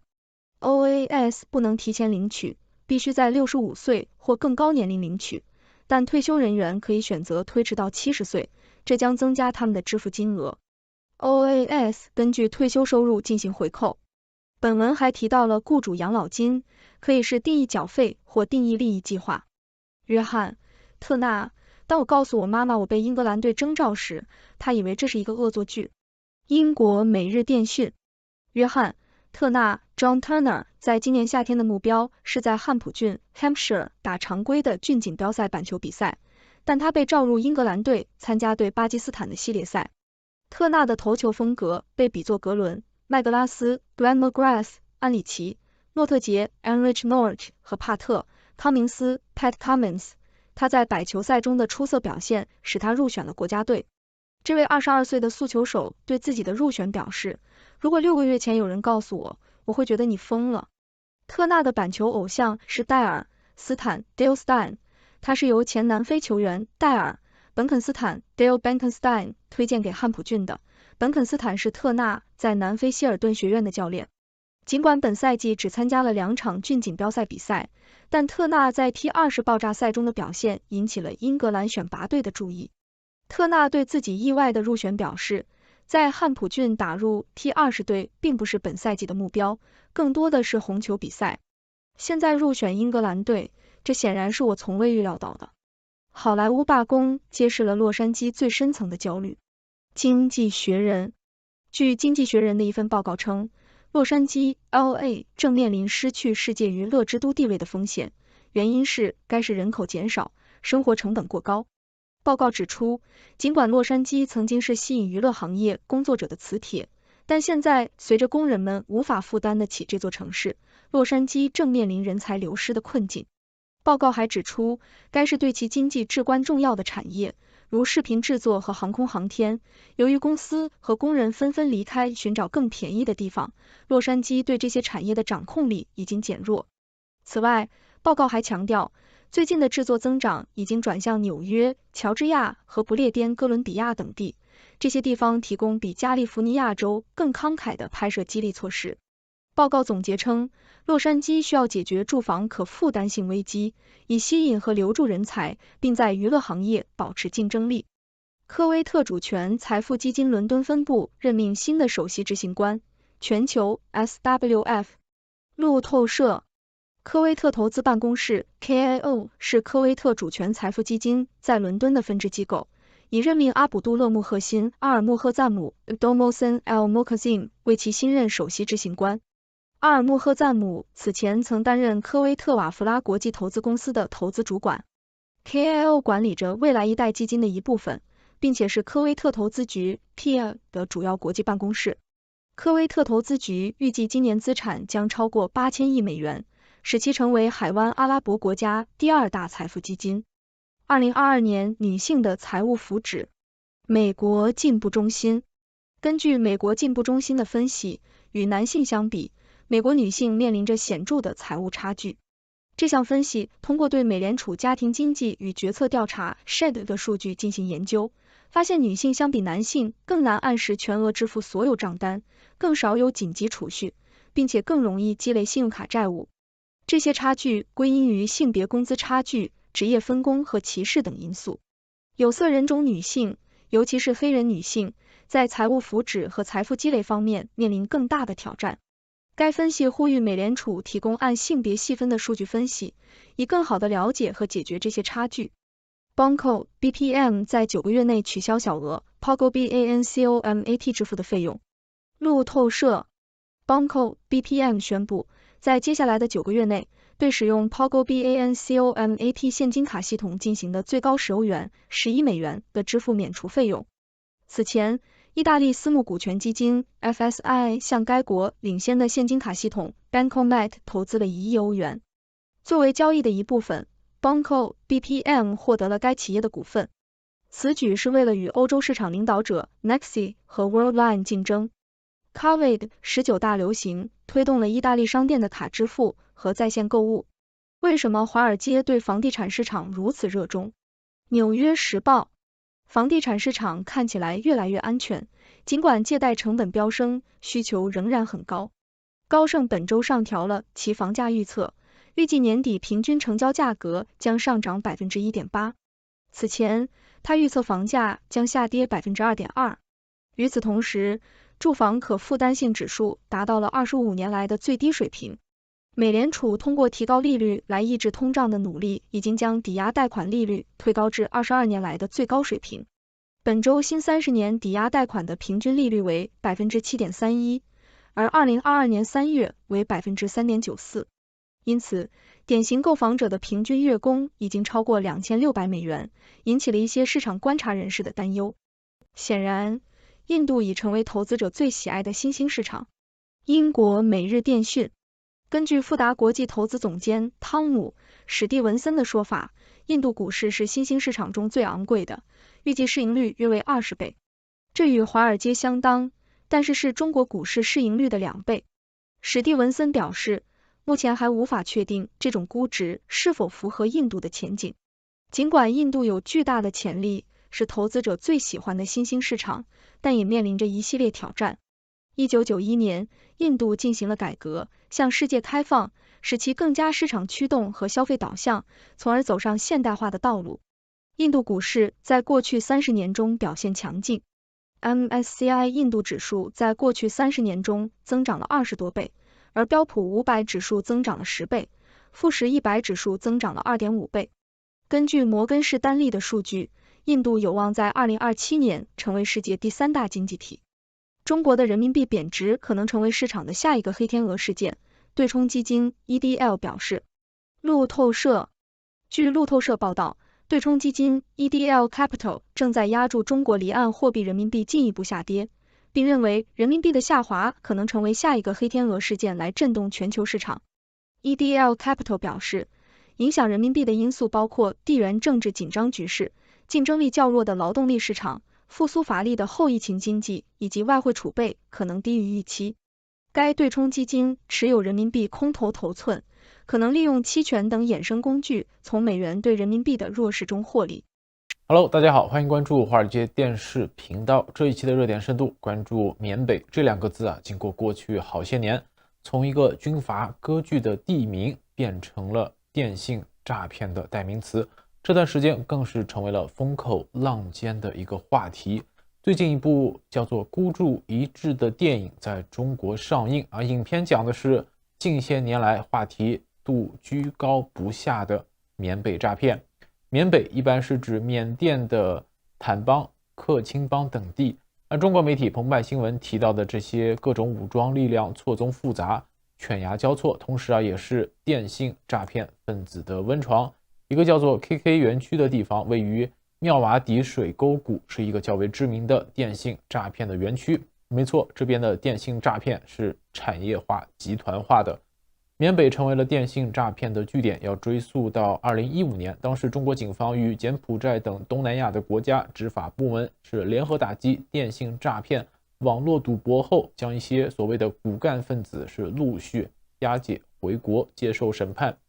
柬埔寨等地的数十万的电信诈骗人员做鸟兽散，他们涌向了缅北，从南到北地区是分布在泰国和缅甸边境的这个妙瓦底、大其力到坦瓦邦、果敢、木杰等地，这里的三不管地带是滋生了一个又一个电信诈骗企业和电信诈骗的园区。另有文章提到，诈骗在缅北成为支柱产业也就是2018年到2021年这段时间。有一种说法认为，2016年中国民营经济开始压力山大，这几年大量的中国人开始出国淘金谋求生活。菲律宾、印尼、泰国、越南、柬埔寨、缅甸来了大量的中国人，这也是缅北电诈的一个背景。澎湃新闻的记者前往了泰国和缅甸老挝交界的金三角地区，深入走访调查，透过多位曾长期工作或生活在缅北的人士，了解到了较为具体的缅北现状。有数十万电信诈骗人员以偷渡的方式涌向缅北华人聚集区，当地写中文说普通话，用人民币正常的护照已经无法通行到缅北，而一张边境通行证在缅北从最初办理时的200元的工本费已经炒到现在的7万元，而且名额还有限，一证难求。为了快速赚钱发大财，更多人铤而走险，选择偷越国境。而自偷越国境那一刻起他们就是被称为行走的人民币了。他们是怀揣着发财的梦想前往，而多数人在偷越国境前就清楚知道即将从事的工作，而迎接他们的呢，将是棍棒、皮带、电击、强奸、水牢、小黑屋、强迫、卖淫等等。那只要30岁以下的人啊，一个普通人在果敢就可以被卖20-30万元，卖的老板也不怕亏，因为买过去若完不成任务啊，就打电话给家属去要钱赎人。而女性前往缅北所面临的境遇可能会更悲惨，相貌较好的可能会遭到强奸乃至轮奸，而业绩差的呢会被强迫卖淫，以偿还老板的物业费、电费、水费、生活费等等。电信诈骗公司的老板也多为中国人，来自中国东南某省份居多，而这些老板是携带着大量的资金，他们购买地块、建房、租赁办公场地、投入设备、人力等等，当地的武装力量则以占干股的形式与他们分成，并为他们提供安保庇护。在这里啊，是中国人专坑中国人，而且啊，会不会上当受骗和被骗的人聪不聪明，并不构成直接关系。连中国中科院的博士也逃不了被骗到缅甸的下场。8月17日，中国媒体就派新闻就报道近日一个网友发文称其博士朋友2022年8月16日被骗至缅甸，至今已有1年。同日每日这一位博士兄弟被强迫工作18小时，同时被严密监控。在8月17日，有记者联系到该博士的女友杨女士，杨女士就说这个男友毕业于中国科学院地球环境研究所，从事博士后的研究。据其称，这个张先生在1年前有几万元的债务问题，后经介绍以为去新加坡从事翻译工作，但最终被骗至缅甸。说他之前炒币也有亏损，家庭条件一般，妈妈瘫痪了，就在网上看到这个薪资很高的招工的信息。而进了园区之后，张先生给女友发信息称自己的手机不能再用，只能用别的手机沟通。杨女士说，张先生每天的工作就是跟别人聊天，工作时间很长。杨女士还说，缅甸一方要求其转账12万才能把她的这个男朋友给放了，但在转账后发现账户被冻结，无法进行转账。她还得知男友因此被打、被关禁闭。在8月17日，张先生之前任职的中科院庐山植物园工作人员表示，张先生为人老实，博士研究方向为古植物，英语很好。知晓此事之后张先生的哥哥选择了报警，户籍所在派出所工作人员表示已将此事上报给中国驻缅甸大使馆，希望这位老哥能安全脱离这个缅北的魔窟。另一篇就派新闻的报道引述了南华早报7月的一篇报道，这篇报道采访了来自7个国家18名曾经和现在的网络诈骗犯，他们都被骗进了缅甸克伦邦的妙瓦底，在里面他们只能顺从实施诈骗活动，身心还要遭受虐待，无法逃离。此外，有数不清的人在高薪的诱惑下踏上了和他们一样的路程，有来自马来西亚的，有来自印度尼西亚的，有来自尼泊尔的，有来自印度的，有来自肯尼亚的，也有中国人。即便这个横跨东南亚庞大的诈骗网络背后也是华人在掌控。在视频开头提到的在缅甸泰国边境这个默哀河西岸的 KK 园区是一个庞大的2部分建筑群，其宽阔的红色屋顶是诈骗走私和酷刑的代名词，甚至流传着器官贩运的传言。而这个 KK 园区的发展也是极为迅速，在2019年这里还是一片荒地，但仅仅3年之后，一座园区赫然耸立，而周围10公里除了农田之外仍旧相对的荒凉。而顺着河流再往上约25公里处，则是专家认为的诈骗交易地，叫做水沟谷。这是一个由赌场、酒店、KTV 和诈骗区组成的小城市，而苏奇都领导的准军事组织缅甸克伦邦边防军控制着该片区，名义上这是由缅甸军方指挥。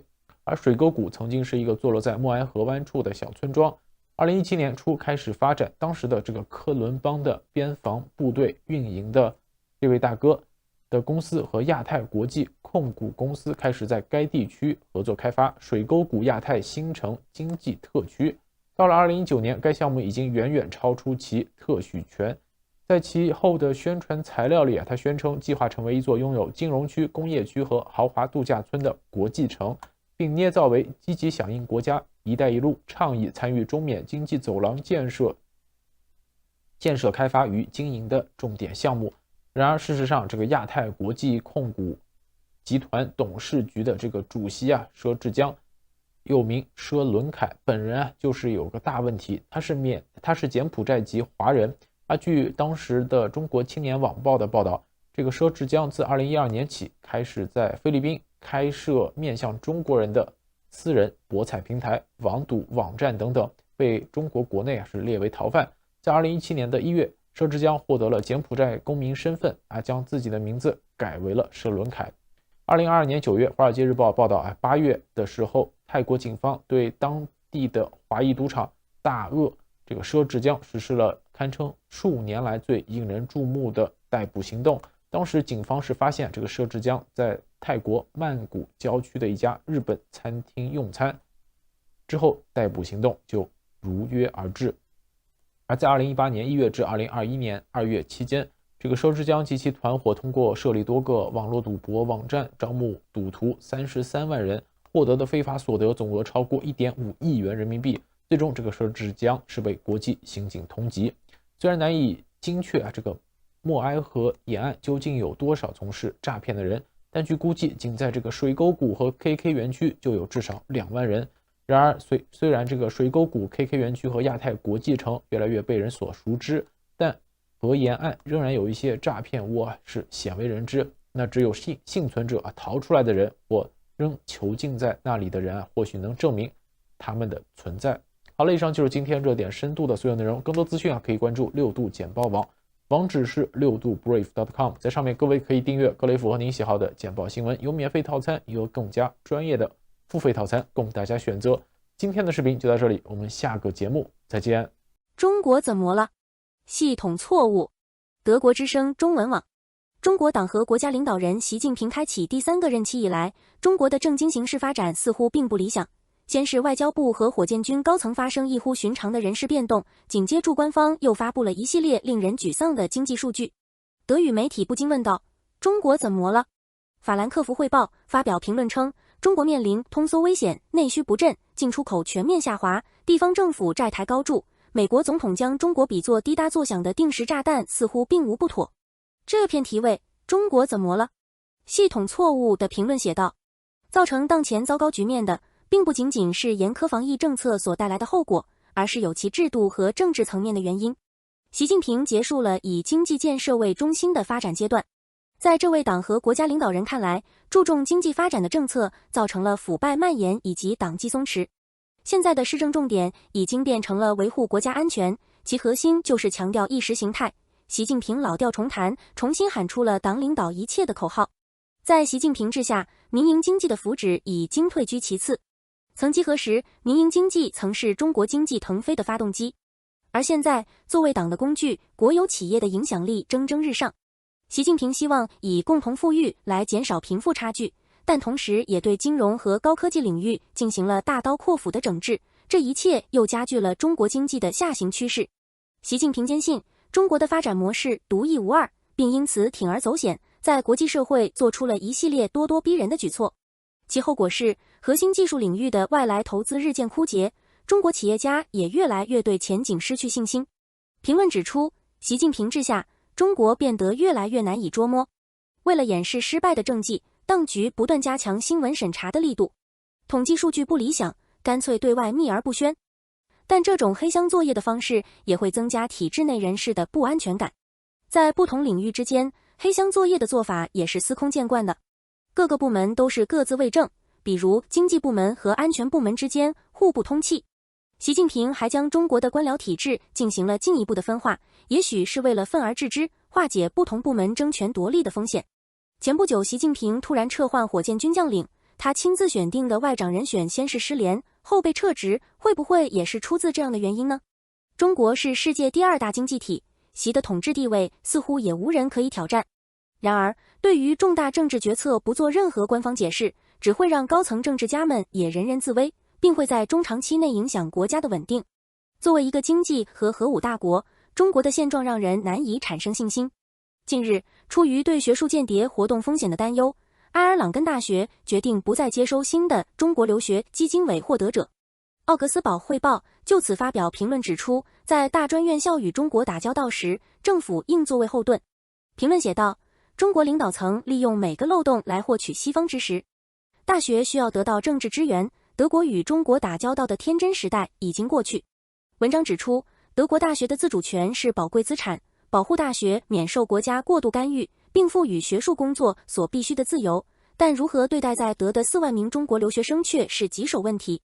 作者直言，没有人愿被指责歧视外国学生，而与此同时，每个中国公民都有可能被共产党强迫为中国驻外特务机构充当间谍。为了能够做出审慎决定，不误将无辜的中国学生排除在大学之外，决策者需要来自政治方面的所有相关信息。这是正确对待中国学生的唯一途径，也是学术自由的信条。请大家继续收看华尔街电视的《华尔街焦点》节目。投资人担忧血本无归到中融信托外抗议要求还钱。美国之音，一些担心血本无归的中国投资人周二聚集在近期对许多金融产品偿付违约暴雷的最大民间资产管理公司中植集团旗下的中融信托 Sunrong International Trust 大楼外面高声抗议，当局派出大批警力应对。彭博社8月16日报道说，有视频显示几十位投资人在中融信托公司外抗议，要求还钱，他们购买了曾被认为安全的高收益金融产品。警方派出大批警力维持秩序，试图劝说抗议者离开，一些人则与警察理论。一位据信是中融的工作人员试图缓和局面。报道说，在微信上流传的其中一个视频中，一位女子高喊为什么不还钱？到期了，你们的财报说有盈利的。报道表示，这些抗议表明，中融信托这家陷入财务困境的影子银行的麻烦比以往外界料解的要深，而房地产业下滑的恶果已经扩大到金融领域。中融信托和其他理财公司出售的理财产品有许多陷入困境的房地产开发商的房地产专案做后盾，比如已经违约暴雷的恒大。中植旗下的中融国际信托是中国拥有 2.9 万亿美元的信托产业中最大的公司之一。信托产业将富有家庭及企业客户的投资整合后投资，并向房地产、股市、债券和商品投资。已经至少2次错过债务偿还期而导致违约暴雷的中融今年有270个产品需要到期偿还，总价值达到395亿元。有报道说，多家公司所购买的中融信托产品出现逾期未付。在房地产业繁荣时期，许多房地产开发商通过信托公司或资产管理公司进行项目融资。中植集团旗下的中融和其他多家金融公司是该市场上的巨头之一，管理住超过1万亿元人民币的资产。另据网易上一个消息说，近日一封自称恒天财富理财经理梁亮的自白书广为流传，透露中植系暴雷了，都是高净值客户，单个300万以上的投资有15万人，涉及金额2300亿，单个客户最大投资50多亿。该消息还称，这场建国以来史无前例的大型债权违约事件被迫进入通过债务重组来偿还投资人权益的流程中，目前还无法独立核实这条消息的真实性。彭博周一8月14日援引数据表示，中植集团并非金融理财业唯一陷入困境的公司。到今年7月31日，总共已有106个信托产品违约暴雷，总价值约440亿元，其中与房地产投资相关的资产占 74%。去年还有数以10亿美元计的金融产品违约。另外，雅虎新闻周日援引媒体消息报道，目前已知中植系旗下中融国际信托投资者8月8日起已陆续收到产品停止兑付通知，涉及人民币3500亿。预料这是继1999年广东的广信事件后最大暴雷案。报道还说，据熟悉内情人士的消息，不仅仅是投资者受到中植集团可能倒闭的触动，中国当局已经成立特别小组研究任何可能控制蔓延的方式，银行业监管当局也在审视中植倒闭的风险。近期，中国房地产业和资产管理业的许多巨头企业接连暴雷，包括恒大、碧桂园、国有房企远洋、中融等都出现债务危机。近日，一些欧美主要银行纷纷下调了中国今年的经济增长预测，其中提到的一个主要原因就是占中国经济1/4的房地产市场恶化的超过了预期。英国的巴克莱银行将中国今年 GDP 增幅从原来的 4.9% 下调至 4.5%， 低于中国官方希望达到的 5% 左右的增长率。请大家继续收看华尔街电视的《华尔街焦点》节目。中国还有哪些数据黑洞？德国之声中文网。在中国各项经济数据不振、民众信心低迷之际，统计部门宣布暂停发布青年失业率，引发网络舆论的嘲讽。在中国，越来越多的经济和科学信息数据不再完整。中国国家统计局本周表示，出于完善劳动力调查统计方法的考虑，暂停发布全国城镇青年失业率。今年以来，中国的青年失业率持续上升，4月份突破 20%，6月份已升至 21.3%。与此同时，各项经济数据低迷，民众对经济前景和就业形势的焦虑在增加。中国总理李强周三8月16日主持国务院第2次全体会议时发言说，中国经济运行总体回升向好，为实现全年目标任务打下了良好基础。李强强调，要着力扩大国内需求，继续拓展扩消费、促投资政策空间，提振大宗消费，调动民间投资积极性，并要更大力度吸引和利用外资。在此前一天，中共党校的《求是》杂志以中国式现代化是强国建设、民族复兴的康庄大道为题刊发习近平的一篇讲话。习近平表示，要把中国式现代化变为成功实践，需要付出艰巨努力。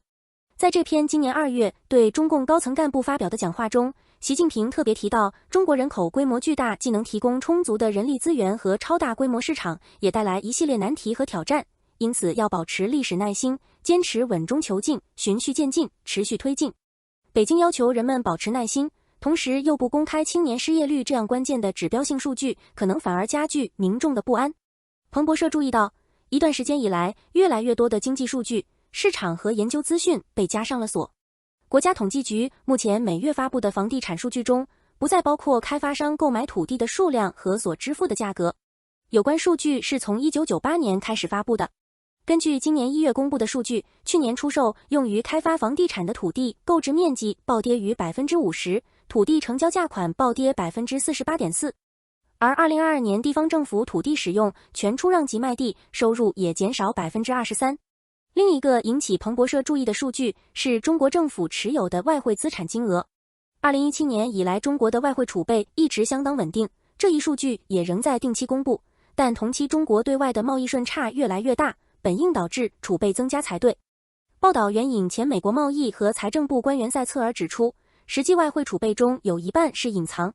他说，中国的许多储备没有出现在中国央行的官方收支账目上，因为它们被藏在影子储备中，出现在国家商业贷款机构和政策性银行等实体的资产中。此外，尽管贸易和经常账户盈余不断增长，但人民币汇率一直保持稳定，这表明其中一些外汇储备很可能被用于干预货币市场。即便是私营领域的一些数据，其传递也受阻。今年3月中，中国债券市场一度陷入混乱，原因是金融监管机构以确保数据安全为由，要求货币经纪商暂停数据传输数日，导致债券交易一度中断。有报道称，债券市场上的交易员们不得不采取在微信等社交平台上紧急组群，通过群聊的方式来进行债券报价。2022年5月，在中国规模为20万亿美元的债务市场出现创纪录的资金外流后，外国投资者的主要债券交易平台悄然停止提供交易数据，一些企业注册数据也不再向海外客户提供。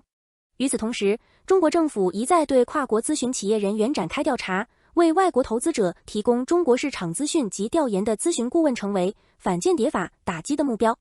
今年4月1日起，中国知网学术资料库不再对境外访问者开放。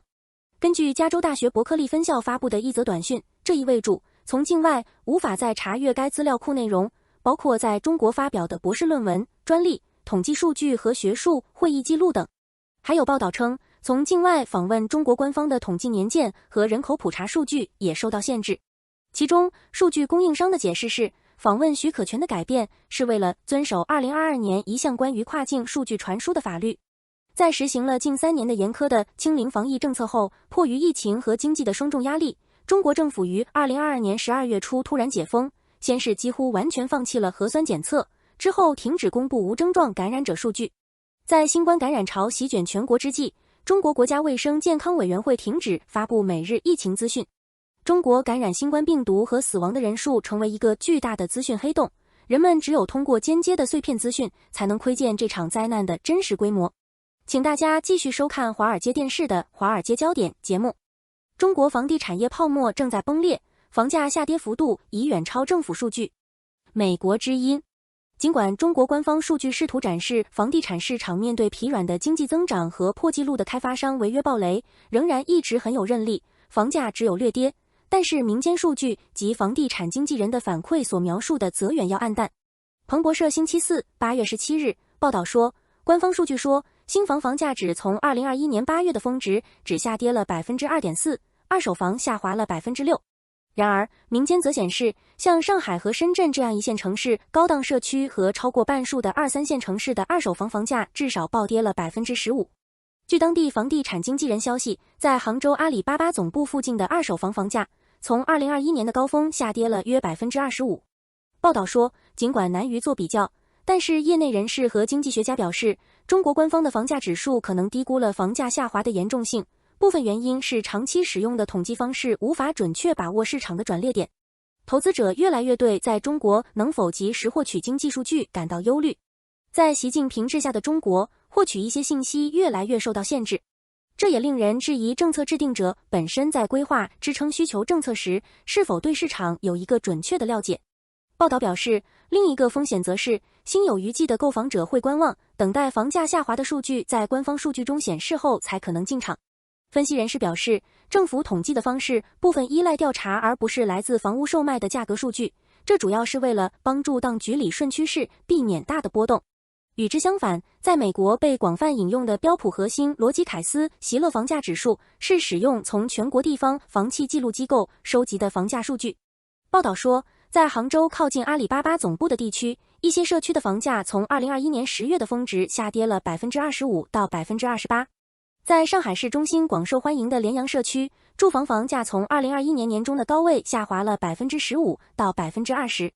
报道援引一个研究分析报告说，即便在今年3月经济增长出现疲软趋势前，一半以上的2、3线城市的二手房房价从高峰时都下跌了 15%。曾被视为具有对抗房价下跌能力的一线城市，目前也无法幸免。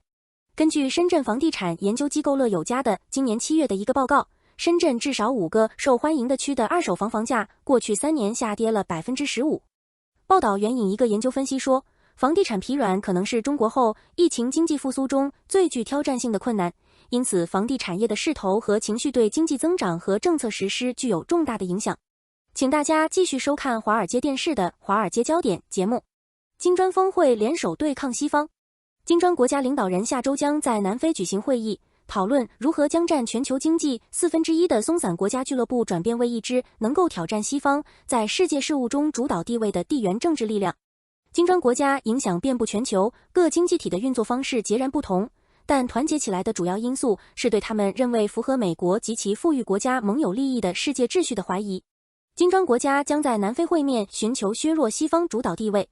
据路透社今天称，俄罗斯总统普京因涉嫌在乌克兰犯下战争罪而面临国际逮捕令，他不会加入巴西、印度、中国和南非领导人的行列，因为俄罗斯在是否扩大金砖范围以纳入数十个全球南方国家的问题上存在分歧。南非将于8月22日至24日接待中国国家主席习近平、巴西总统卢拉和印度总理莫迪参加金砖国家峰会。金砖国家遍布全球，各经济体的运作方式截然不同，团结起来的主要因素是对他们认为符合美国及其富裕国家盟友利益的世界秩序的怀疑。这些国家提倡他们执行的国际准则。关于金砖峰会计划讨论的内容，目前还没有透露太多细节，但据南非称，由于约40个国家已表示有正式或非正式加入的兴趣，预计扩张将成为议程的重点。它们包括沙特阿拉伯、阿根廷和埃及。中国在与美国的角力中寻求扩大其地缘政治影响力，希望迅速扩大金砖国家的规模，而巴西则抵制扩张，担心这个已经笨猪的俱乐部可能会看到巴西的地位被金砖集团削弱。中国外交部在对路透社提问的书面回应中表示，支持在扩大成员方面取得进展，欢迎更多志同道合的伙伴早日加入金砖国家大家庭。俄罗斯需要朋友来对抗俄罗斯因侵略乌克兰问题而受到的外交孤立，因此渴望引入新成员，其最重要的非洲盟友。印度正处于观望状态。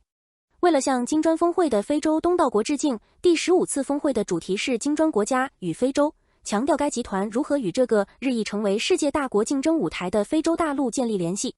据路透社说，金砖国家热衷于将自己打造成西方的替代发展伙伴。中国外交部表示，金砖国家寻求改革全球治理体系，以增加发展中国家和新兴市场的代表性。金砖的新开发银行希望实现金融去美元化，并为饱受批评的布雷顿森林机构提供替代方案。但近10年来，金砖集团金融机构只批准了330亿美元的贷款，大约是世界银行去年承诺支付的金额的1/3，并且最近因对成员国俄罗斯的制裁而陷入困境。南非官员表示，巴西今年早些时候提出的金砖国家货币作为替代美元依赖的讨论已经不被考虑。金砖5国的碳密集型国家人口占全球的40%，其温室气体排放量也占同等比例。巴西、中国和南非的官员表示，气候变化可能会出现，但表示这不会成为优先事项。据路透社称，金砖国家指责富裕国家是全球变暖的罪魁祸首，并希望他们承担更多全球能源供应脱碳的责任。中国被指责阻碍20国集团气候讨论，但中国对此予以否认。We would like to welcome all of you and 3 very distinguished representatives of the U.S. government to an important discussion today, previewing something that a lot of us wouldn't have thought possible just months or certainly years ago, which is an amazing trilateral summit to be held later this week at Camp David. When we think back a few years, our colleague Jeff Bader at Brookings talked in various fora about how the Korea-Japan relationship was at perhaps the worst point he had ever seen it in his career. Several years later, look at what's happening. There are amazing dialogues going on, trilateral cooperation in defense, much better vibe between the political elites of the countries as well as the publics, and maybe a brand new opportunity to do something that historically has been overdue, but is important for our alliances and important for our overall posture in Asia and the Indo-Pacific. Just a brief word of introduction of each of the panelists. Mira Rapp-Hooper is a senior director at the National Security Council. She's also author before that of Shields of the Republic, a book about the importance of American alliances and the need to reinvent them for the current era. And now she's putting her academic aspirations into practice at the National Security Council, doing exactly that, with this week one of the big moments in that entire effort. She works with Kurt Campbell, a true force of nature in Washington, a great friend. On a personal note, a person who's helped me and my family through some difficulties in the past, but also who's just been at the forefront of Asia policymaking in the United States for decades. One of the authors of The Pivot in Practice, also the author of The Pivot as a book. Some people prefer Rebalance. Kurt has some funny stories about that. But what we do know is that he's succeeded in making the Indo-Pacific region a much higher priority for the United States in its foreign policy making in the last 15 years or so. One more brief word about Kurt is that in this capacity, he has, along with his colleagues, including Ambassador Emanuel, that I'll speak about in just a second, he has helped create the AUKUS understanding with the United States, Britain, and Australia. A lot of it's about submarines, but there's a lot more going on there, too. He's nurtured and helped along the Quad process, but the Korea-Japan-U.S. piece, until now, has been slower to develop. So it's remarkable to see that piece coming together as well, and it really is testament to his longstanding efforts. Ambassador Rahm Emanuel is a force of nature, one of the most multi-dimensional, accomplished American political leaders of his day, of our day.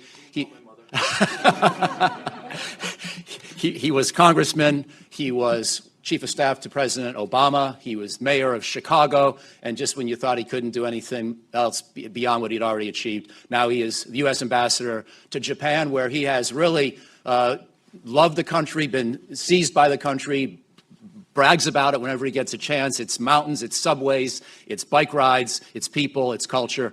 And so I could not be happier to see my 5 friends on stage. Please welcome them all, and I'll pass the baton to Andrew.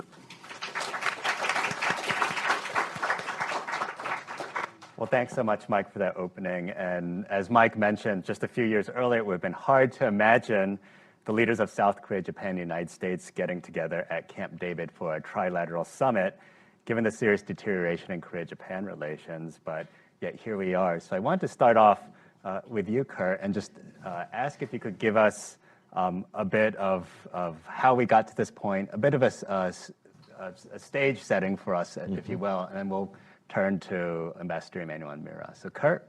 Great. First of all, welcome to everyone.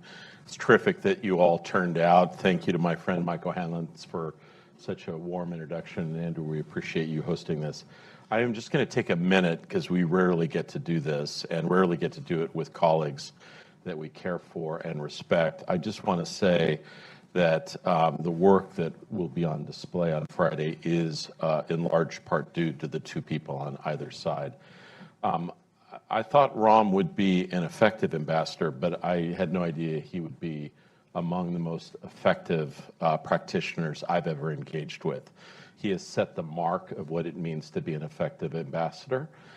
Anyone who has any doubts about where the U.S.-Japan relationship exists in our strategic imagination, spend a couple of minutes with Rahm. It's been an honor and a pleasure to work with him. Mira, last month, was elevated by the president to be a senior director. It's wonderful to see up-and-coming women in the national security arena making their mark. She, probably more than anyone else behind the scenes, quietly and effectively has nurtured this relationship, this trilateral relationship, over the past couple of years. So let me just say this meeting in Camp David is long in the making. Many of us, I see people around the room who've been involved in U.S.-Japan, South Korea relations for decades.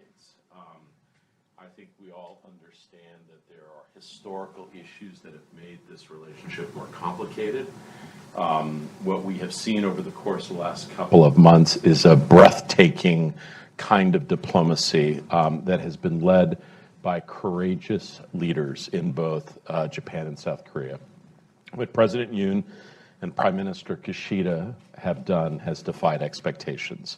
They have, sometimes against the advice of their own counselors and staff, taken steps that elevate the Japan-South Korean relationship into a new plane. And I will say proudly that President Biden, his senior-most team, have supported this effort for the entire time that we've been in office. Private, discreet dialogues with Japan and South Korea, sometimes together, sometimes apart. President Biden, when he was vice president, made clear that this was a high priority for him, to see what was possible to mend some of the hurt feelings, harsh sentiments on both sides. He applied his strategic empathy to this problem, and he is very much looking forward to hosting the leaders to Camp David. And it's significant that it's being held in Camp David. This is the first visit of foreign leaders to Camp David in the last several years since President Biden came to office. I think we all understand the significance when a meeting is held there. It's meant to signal with deep symbolism the importance that we attach to this momentous moment. I will just say that what you will see on Friday is a very ambitious set of initiatives that seek to lock in trilateral engagement both now and into the future. And you will see it across many sectors, in the security realm, in technology, and education. I think all three leaders will embrace the potential for what is possible among our three countries. And I will just simply say that although there have been challenges in the past, we are more comfortable and confident now that the ballast in our ship will take us through what will inevitably be moments of difficulty in the future. We have the confidence that we will be able to sustain, build on what we believe will be a defining trilateral relationship for the 21st century. Just lastly, I appreciate what Mike said. I believe this initiative is in keeping with the efforts that President Biden has taken to invest in American allies and partners, both in a traditional way, strong relations with Japan and South Korea, but also in innovative ways like the Quad, like mustering Indo-Pacific support for Ukraine as they face down a terrible invasion from Russia. So this is not the culmination of all these efforts. It is a continuation of a process that we believe will be defining. We are seeking not just to lock in Japan and South Korea for the future, but the United States as well. That we will continue to remain engaged, forward deployed, and present in the dominant and important region that the Indo-Pacific represents. Thanks, Andrew. Great. Well, thank you very much, Kurt, for that great overview. I just want to turn now to Ambassador Emmanuel and to Mira. Clearly, all of this significant progress that we've seen wouldn't have been possible without great political will in Tokyo and in Seoul. So I'd like to hear sort of from your vantage point from Tokyo first, Ambassador Emmanuel. What are sort of the key sort of drivers for this trilateral cooperation that's sort of reigned high in Japan, and then Mira sort of from Seoul, and what are some remaining roadblocks, would you say, that need to be addressed? Let me pick up a little where Kurt was and try to drive it. One is I think people should remember, in the realm of obviously American foreign policy is our alliances and our allies. That's the coin of the realm.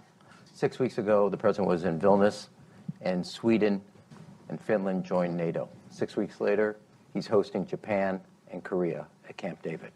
That bookends tells you a lot about where we are under this president, in the sense, I think, in the core piece of what makes America strong. It's its alliances and its allies. And because of the trust these two leaders have, they didn't do the bare minimum, they went farther. And I think you can never underestimate, as somebody who thinks foreign policy is just politics in another set of clothing, all politics is personal, it's not just local. And because of that trust level, they extended themselves beyond the minimum. Number two, in the region, and Kurt has forgotten more than I know, just being there 18 months. Look, when you tear it all down and get it down to its essential, our message is we're a permanent Pacific power and presence, and you can bet long on America. China's message, we're the rising power, they're declining, either get in line or you're going to get the Philippine treatment.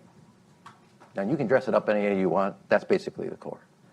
And Friday, when this occurs at Camp David, this is a fundamental advancement of America's interest. China's entire strategy is based on the premise that America and its number one and number two ally in the region can't get together and get on the same page. That's fundamentally going to be different. And as we go through that and that process, that will, in my view, change the strategic landscape of the Indo-Pacific. And that it will have as much of an impact, and it has a level of a deterrence, as much as we always think of deterrence. We have to start changing and have a wider version of what deterrence is. It has an economic component, it has a political component, it's a diplomatic component, it has a military component, it has an intelligence component. This, on the political diplomatic side, is a major level of deterrence when you have this cooperation, this collaboration, and this coordination going forward. It's a foundational piece that alters all calculations going further. And I think on the side, I would say politically, I think the change I would say, and again, I want to be careful, is, and I'm an American ambassador, I'm not one that does Japanese politics, at least until about right now. But I think on that, what I would say is a big change, and a little on about observing Korea, is that both leaders saw the opportunities of the 21st century rather than the problems and challenges of the 20th century. And they seized it. And they extended themselves. We gave them the trust and the confidence to extend themselves. And I think something that played in Japan that I think may not get seen or heard here, but did there. One is, I think, obviously when the Prime Minister went to Seoul, the reaction in Japan was incredibly favorable. And very big surprise, politicians, elected officials respond to positive or negative reactions. Second, that also played well, is that it was kind of got lost here, but in Japan, when the G7 was held, he brought the Korean president, but then at the Peace Memorial escorted him to the Korean site that pays tribute to the Korean victims of Hiroshima, but was with him by his side. And in Japan, I want a little window into Korea. That meant, from the personal level, something. It wasn't just the kind of textbook. It was an emotional, it was a psychological barrier that broke. And I think all that played, and rather than the relationships being managing the downside, it was actually seizing the upside. And good leaders understand the difference and then seize it and make the most. I'll just embroider on Ambassador Emmanuel's great comments to share a few different I just want the layers. record to show this is the nicest we've all three been to each other in a long time. That's not true. We love each other. To sort of draw out what I think are a few different layers at which this breakthrough has been brewing, to include the domestic politics in Japan and Korea. So on one level, right, there has been some shared understanding of geopolitical interest amongst Japan, Korea, and the United States for a very long time.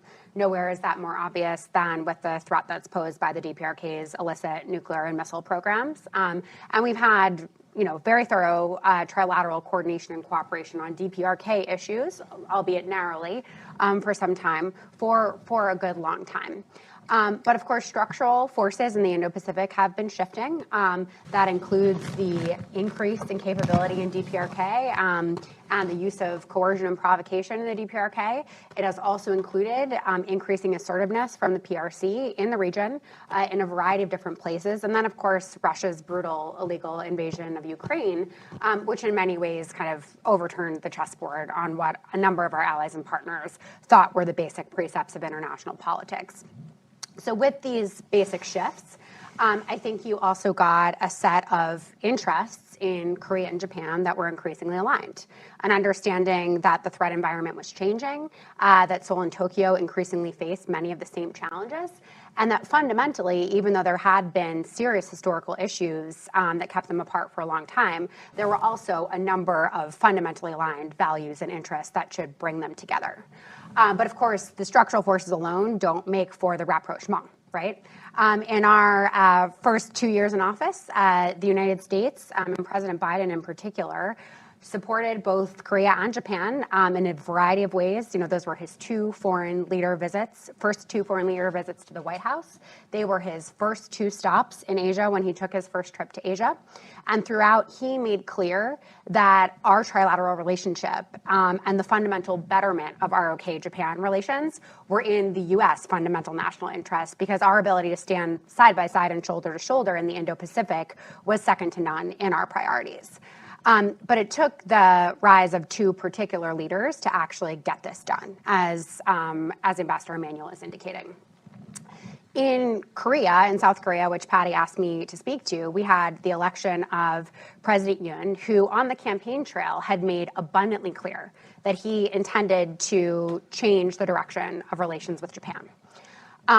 He, spoke about this while he was campaigning, even though he knew it wasn't always going to be the most popular thing. He was completely unrepentant as soon as he was reelected that this was going to be his aim. And in many ways, we've seen him and his top leadership barrel towards this goal just in their first year of office to get it done within less than a year of him being inaugurated, which is pretty remarkable. Just this week, on August 15th, which is Korea's National Liberation Day, President Yoon gave a remarkable speech. This typically would have been a day in which Korea-Japan tensions, historical wounds, would have spilled into the fore. And quite to the contrary, this National Liberation Day speech was replete with references to the fact that Korea and Japan were fundamental partners, that our security was inextricably linked, and that we had to stand together on the way forward. It is a remarkable thing to see in writing within just a year of this initiative beginning in earnest. But another thing that happened on August 15th is that President Yoon's father passed away at the age of 92. It was clearly a very sad loss for him. He was a renowned economist, a mentor to the president. And one of the things that jumped out to me and my team as we were pouring through his obituaries and his bio to learn more about him is the fact that President Yoon's father traveled as an exchange student in the year 1967 to Japan, where he fell in love with the country and its people and came to believe that on some fundamental level, Korea and Japan belong together. And that is a reminder of the personal nature of politics. Who one's parents are, how they're educated, how they spend their time can fundamentally affect your worldview. And it happened to be at this particular time that this Korean president believed not just in the fundamental geopolitical value of changing this relationship, but had to his core imbued in him the fact that this was going to be a partnership for the future that he intended to pursue. So we have these structural forces. We have two particular leaders meeting their moment, and we do believe we have a new chapter and a new beginning as a result of those things. It's really great, Maria, to hear. I mean, I'm the Korea chair here, but I didn't know that story or anecdote, so thanks for sharing that personal background. I think the White House has really been doing their homework here. But I'm glad that all three of you have talked about the alliance relationship. So we're familiar with the Korea-Japan rapprochement, but it's not just Korea-Japan. We've seen a tightening of U.S.-Japan and also U.S.-South Korea relations.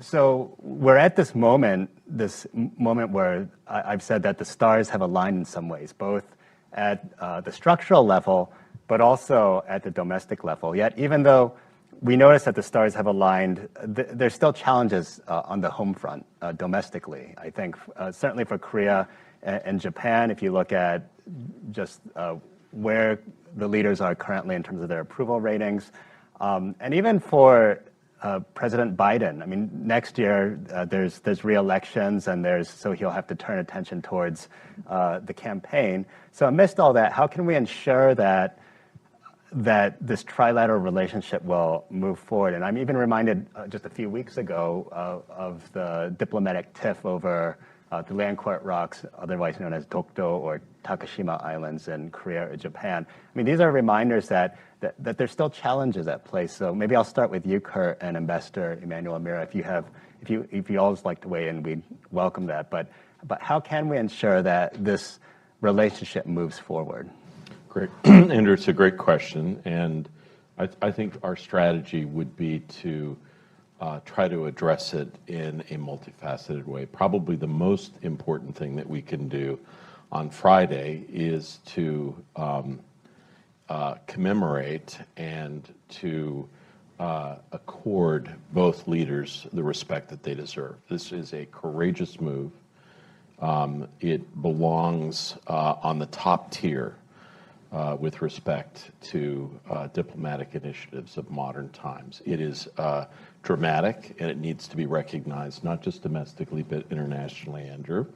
And we believe by hosting them in Camp David and launching a number of trilateral initiatives, we will be able to play a small role in supporting that, but others can do their part as well.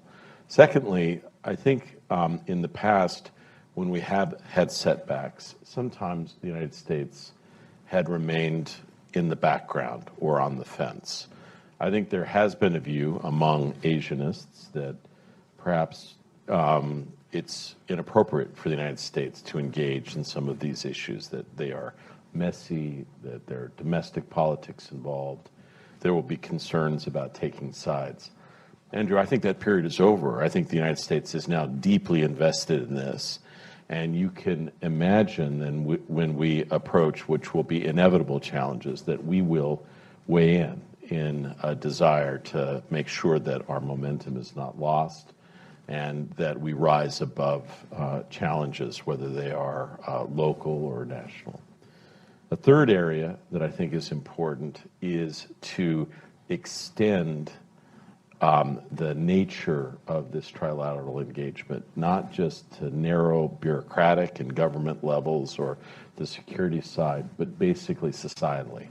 If you look at other periods in the past where rapprochement has taken place, like for instance between Germany and France in the 1970s and the 1980s, it began with a narrow engagement between a few leaders and then bureaucrats, but then very quickly was embraced at a people-to-people educational level. So I think what you will see on Friday, we don't want to get ahead of ourselves.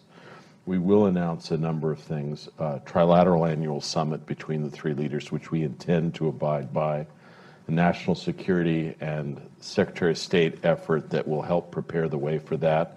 We're going to invest in technology to have a three-way hotline for the leaders and others inside their governments to communicate. We are going to make commitments to dialogue and engage in critical circumstances. However, we're going to go beyond this. We're going to invest in people-to-people and educational initiatives. We are going to try to invest in a much broader, deeper, thicker trilateral set of engagements, which brings our peoples together in important ways. And so you can never, Andrew, make a fundamental commitment that it's not possible to go backwards. But we're going to try to embed this in our politics in such a way that it will be hard for any leader in either of the three countries. And remember, you were gracious enough to talk about both Japan and South Korea. Each of these countries are aware that it was not long ago that we were debating pulling out of these alliances, or at least one of them. We're hoping to embed this in our own national psyche in a bipartisan way that will be enduring and will be critical for the infrastructure and the architecture of the Indo-Pacific going forward. Ambassador Emanuel, do you have anything to add? Or look, I mean, I think the core of the question is, how do you ensure that this trilateral relationship is not just dependent on these three leaders, and that it gets embedded into the system, and the goal here, just be clear, is that this becomes the new normal, and that you weave it into the DNA of all the institutions, whether it's intelligence, security, political, diplomatic, economic, and that and nobody, or no one country, or no one future leader rolls the rock back down the hill. And I do think, because it's so multidimensional across so many spectrums, and there's, this October is the 2-year anniversary of Prime Minister Kishida becoming Prime Minister. He has 2 more years on his tenure. Is that it gets embedded into the institutions that will be interfacing among the three, so that this becomes the new normal, and that nobody else has to spend the type of both political capital, time, etc., to roll this hill here, and that it's now, here is the new floor. And I do think I actually believe, based on the fact that you're going to have meetings, you're going to have an annual, this is the inaugural of a trilateral set of meetings. It's going to be across parts of the government. It's going to happen on the intelligence level. It's going to happen on the security level, across that bed, that becomes woven into the structure and the way you look at things and the way you operate. That will then fundamentally be a new shift. And I really believe this. August 19th is going to be different than August 17th. And it will be a new day with a new set of structures and a new set of institutions and a new set of perspective. And I think it doubles down not only on our strength about alliance, but more importantly, it doubles down on the fact that we've created something that exactly what China was hoping would never happen. Can I say one last thing on this? Mira also has some really interesting insights about polling that you might be able to offer. But I will also say this to you guys. I think when we started this process and we were building towards Camp David, I at least wondered whether there would be sentiment in one or the other of these countries that would say, let's be a little bit resistant, because if we trilateralize these things, what will it mean for the bilateral relationship? Will that still be as important? And each of these countries fully embrace the nature of the bilateral importance. It's each of their countries' probably most important bilateral relationship. I will tell you, I've been extremely pleasantly surprised at how committed the leadership teams are in both countries to all these trilateral endeavors. There has been no sense that, gee, if we do this, does this mean that some element of our bilateral engagement will be diminished? No, they see it as additive, as effective, and as, in many respects, complementing their national strategies. Kira? Just to touch briefly on the point that Kurt was referencing, we do see some polling out in both Japan and the ROK, and Ambassador Emanuel is very on top of this, that is more optimistic than we might have thought at this particular point. And mostly what that polling indicates is that both of these publics understand why their leaders have taken these steps. Now, there are certainly certain corners in both countries where the steps are less than popular, but particularly in Japan, public opinion polling is quite a bit more favorable than we might have expected. So part of what we're seeking to do here, again, just to put a fine point on what Kurt and Ambassador Emanuel have said, is, yes, definitely to raise the floor. and also to build resilience by embedding ourselves institutionally in an increasingly structured, complex, broad, and deep set of interactions and institutions that reduce the incentives for any one party to pull away or to seek to loosen those ties. So to end where Andrew began on the question of these perpetual irritants and issues that may continue to simmer, I don't think anyone's under any illusions that things like territorial irritants are going to completely vanish.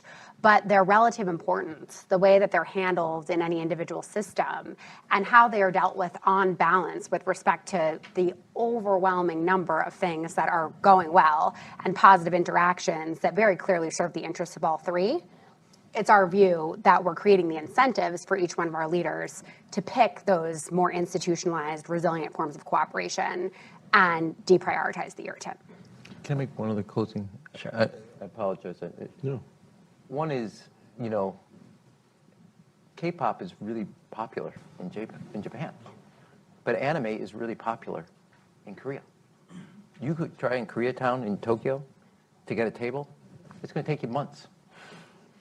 There's something going on that's, beyond what we can talk about all the, the community.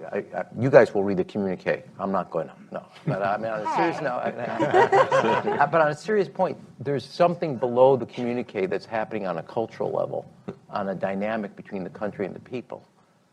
That has changed the politics. Again, are there flashpoints? There are flashpoints. But you know what? Here in the United States, we're going to have to actually update our own way that we look at this, because it's changing in real time, in real ways, in the two respective countries. And that is happening. The politics is reflecting those cultural currents as well. Sorry.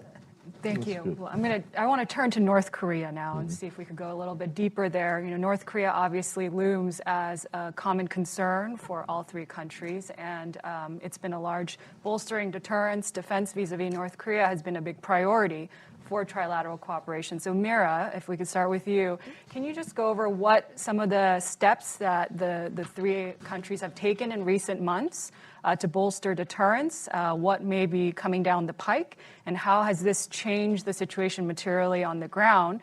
And also, if there's anything being done on the diplomatic side, because after all, boosting deterrence is incredibly important, but without diplomacy, you're not going to fundamentally get to peace in the region. And so if you could touch on that as well. Yeah, happy to. Patty, as you know very well, the U.S., Korea and Japan, even when times have been tough between Korea and Japan, have found ways to cooperate on North Korea, right?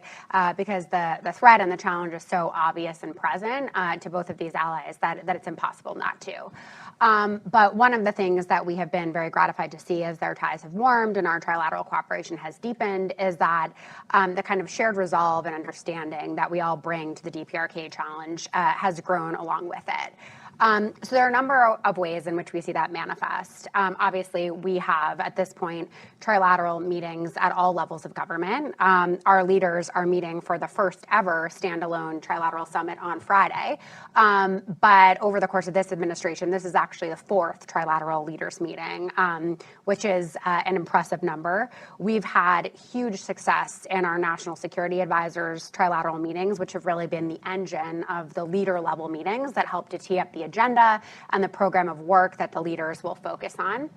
We've had some important touches at the foreign ministerial and certainly the defense ministerial level as well, and our deputies and on down meet in trilateral formats to break up different pieces of the problem. So in almost every one of these settings, we are talking North Korea.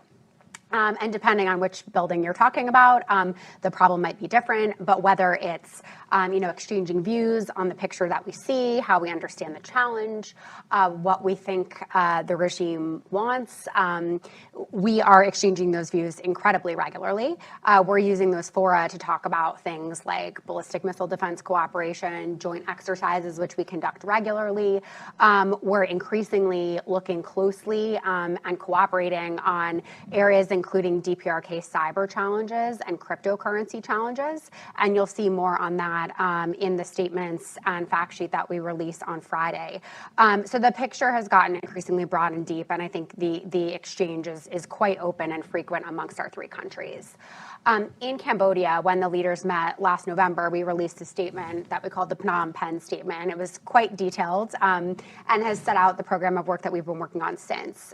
That made a commitment to share early missile warning data amongst our three countries. And one of the things we'll be able to report out on Friday is that we're well on our way to being able to do that, as well as make progress in a number of other information sharing areas that allow us to pool data and information to better understand the picture that we are facing. There'll be a number of other areas that we can point to coming out of Friday to include a more comprehensive exercise program, other cooperation on measures that are intended to strengthen extended deterrence and improve stability, but I'll save a few of those for the big reveal on Friday. But to Patty's question about diplomacy, it's certainly the view of the United States that while these extended deterrence measures are incredibly important, undeniably important, in the face of this challenge, we remain open and ready to talk to the DPRK at any time without preconditions. We've said that since the beginning of the administration. We have reached out through multiple channels repeatedly over the months. And in particular, since an American citizen crossed into North Korea, we have been making contact with the DPRK to seek to ascertain his welfare and to invite the DPRK to come to the table to us to discuss this issue. We have not had reciprocity to those invitations, but we will continue to try because we believe, exactly as Patty said, that diplomacy is an essential complement to these stronger measures to strengthen extended deterrence, and that fundamentally diplomacy is beneficial to North Korea as well as it may be to any of the three of us. By the same extension, Japan and the ROK all have their own issues that concern them when it comes to the DPRK. We share perspectives on those. We know one another's positions very well. If ever the time comes where the DPRK is willing to talk to one of us, we think that's a great thing. Diplomacy remains open should the DPRK choose to take us up on it. So just, I agree very much with what Mira said, but I will also say we look very carefully at the circumstances in Northeast Asia, and I think it's undeniable that there have been some changes in North Korea. They've clearly taken some lessons or some views from their last high-level engagement in Vietnam with the United States. We haven't really had any fundamental interaction with them since then. We have tried to be creative in our approaches. We have not only kept our door open, we've tried to engage on a humanitarian basis, trying to support them during periods when they were faced with issues associated with COVID and the like, with very generous offerings of support. I think it is undeniable that North Korea's relationship with China has changed, and probably with Russia as well. So it is possible that, you know, that we are all familiar, Mike's written about it, we've all experienced a kind of diplomatic rhythm and approach that North Korea has followed for decades. And so it had been the case that after a series of military tests, they would then be perhaps prepared for diplomacy. It appears that many of these military tests are not designed to lure us for diplomacy, but to take steps to improve military and nuclear capabilities. And so I think our response to that is, it is true, Patty, that we do keep our doors open, but the most important steps that we take are in the realm of vigilance, working closely with allies and partners, making sure that other countries understand some of the challenges that we're facing. We reach out often to China to encourage them to play a responsible role. We warn countries like Russia who are thinking about engaging with North Korea in inappropriate ways. These are all important steps that we are taking that we think are important, but at the same time, we have to recognize that, at least to date, and now it's been almost 3 years, North Korea has really not reached out to any one of the three of us. We have So I'd like to get to audience questions, but before we do, I want to tag team with Patty here to ask this final question, which looks at the broader regional landscape. When we look at U.S., Japan, Korea, trilateral cooperation in the broader context of the regional architecture, we also have the Quad, we have AUKUS, we have these initiatives with the Pacific Islands, with ASEAN. This is all terrific in terms of strengthening allies and partnerships, these relationships in the region. But there are some actors, there are some allies and partners that may feel a bit uneasy that perhaps we're going too far ahead. And I'm wondering if how can we ensure for those that feel that that these steps can be actually undermining regional stability, how we can reassure allies and partners. I think Patty has a similar question in a different way, in a different angle. That, China has often complained that trilateral cooperation is really against China. This is a mini NATO that's encircling China. And so would you say that these deepening trilateral ties is impacting the United States' ability to diplomatically engage or stabilize relations with Beijing? Okay, I'll try to answer, and then I think Mira will have something to say. So I think Andrew's question was initially about the response of allies and partners, and I think Patty's good question is about China. I would simply say I am not aware of any country in the Indo-Pacific that is critical or resistant of the steps that we have taken. In fact, behind the scenes, even some countries that might surprise you have been very welcoming of our engaging with a host of countries and a series of efforts to knead together to build greater resiliency and creativity in multilateral and minilateral groupings. And so, Andrew, to be honest, I'm not aware of any country that says, wait, you're going too far. If anything, the question is, can it be sustained? Can you ensure that these important commitments can be taken into the future? And we hear that sometimes in the Pacific and sometimes in Southeast Asia. And I think we have a much greater confidence now that I believe that the American engagement in the Indo-Pacific is here to stay, and that this is now fully embedded in the American system, embraced in a bipartisan way, and will be resourced and sustained into the future. Patty, to your good question, the only thing I would say, and I actually, one of the things that Ram has brought to this realm is plain speaking. And so oftentimes we About hear... four-letter words. Yeah. He's done very little of that, actually. One of the things that we've seen, of course, is this idea that these steps are in some way encircling. Almost every country that we work with, I can assure you, does not see it in those terms. They feel, in many respects, under unimaginable pressure. Huge pressures, economically, diplomatically, and militarily. They also believe that the last 40 or 50 years are some of the best years in the history of the Indo-Pacific. Remarkable prosperity, tremendous wealth creation, tremendous innovation and integration, lifting billions of people out of poverty. It's nothing to sneeze at. It's very substantial. And they believe that elements of this operating system are coming under duress. That's natural that a rising state seeks to adjust elements of the existing system. But I think many of these countries believe that steps that China is taking won't just amend the system, but will destroy it or make it much less viable as an institution to propel prosperity and peace. And so what they are looking for is confidence to work and act together to sustain a system that will still evolve in important ways, but to sustain a system built on the rule of law, on freedom of navigation, peaceful resolution of disputes, and understanding that the American role is critical in the maintenance of peace and stability in the Indo-Pacific. All of these things, I think these countries think are important.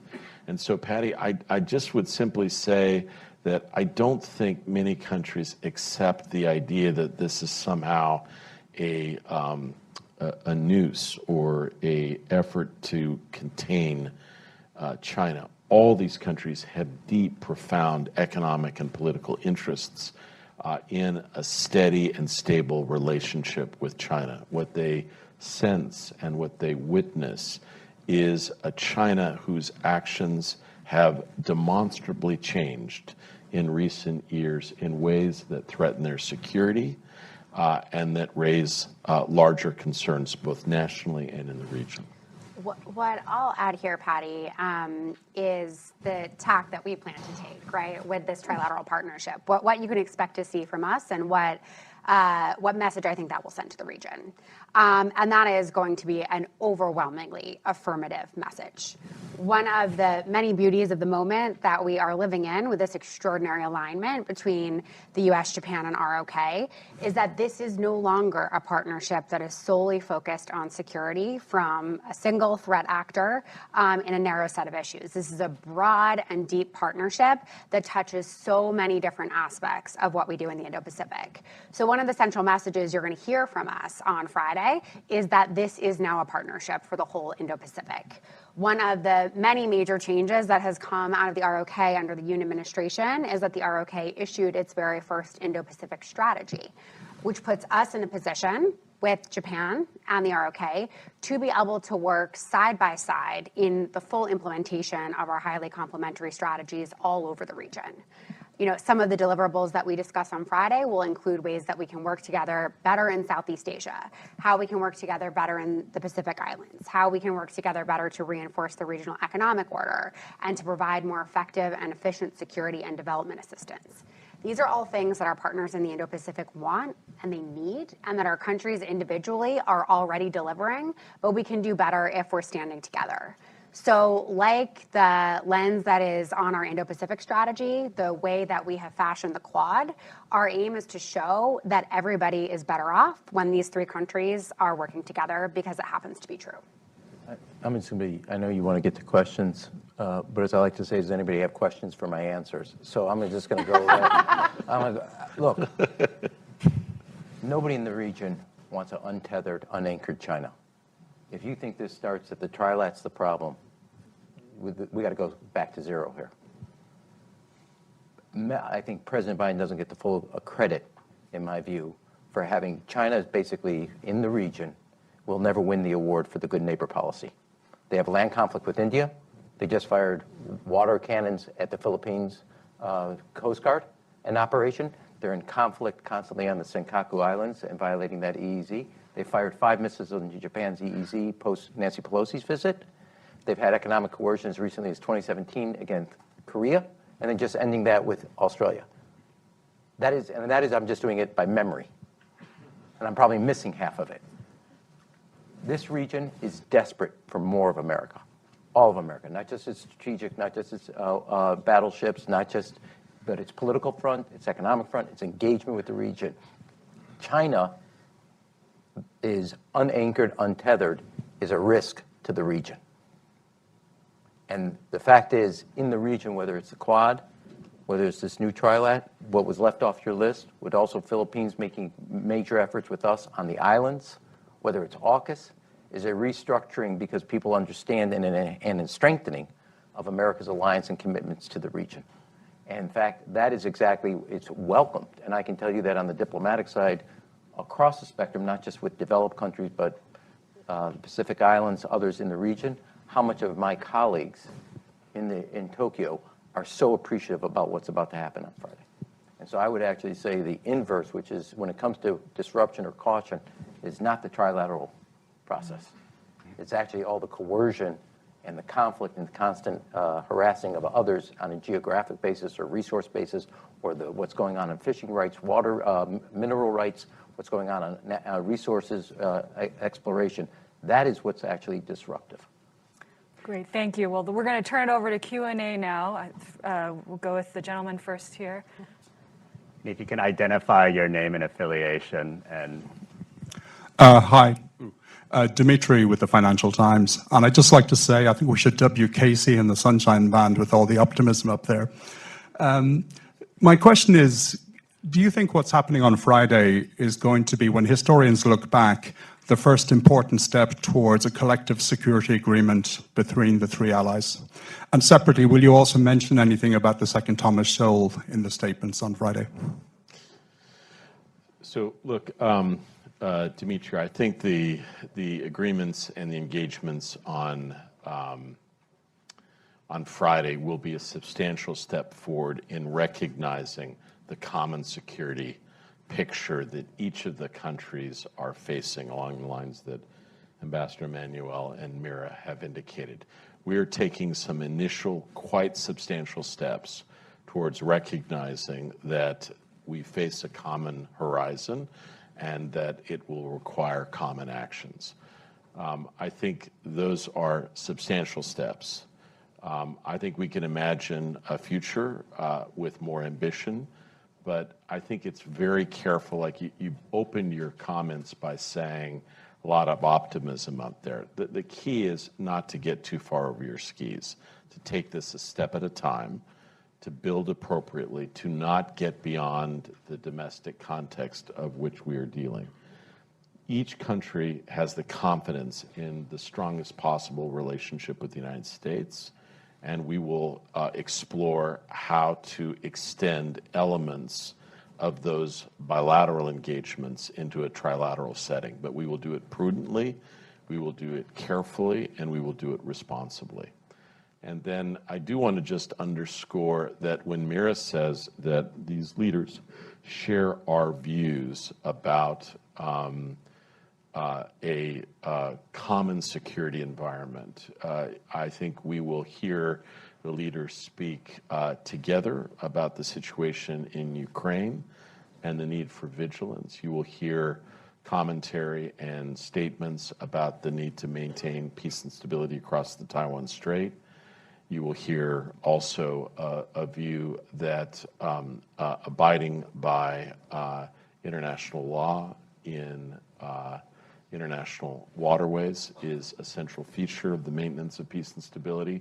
So I think you will see a broad-gauged set of documents and statements that reinforce the common purpose of each of the three leaders. And all I would say, Dimitri, is you have to stand by till Friday to hear the exact specifics, and hopefully you'll be depressed by then again. So not so optimistic. No, I know. Okay. Next Mira, question, do you want to say? please. A couple questions. Yeah, We'll maybe take we'll it at a time. collect two Yeah, or three. thank you. We'll be happy to do right that. here and then over there. Thank you. My name is Ken Scabe from Marubeni Corporation. So my question is whether Taiwan issue and the outbound investment restriction one of the agendas in the summit. Can we squeeze in the question in the middle right here, please? Hae-Yun Kim from the Asia Society Policy Institute. Thank you so much for the opportunity. My question is about the Fukushima radioactive water that's very likely going to be released. And do you foresee any possible challenges after this trilateral summit that getting in the way of improving the relations between Korea and Japan? Thank you.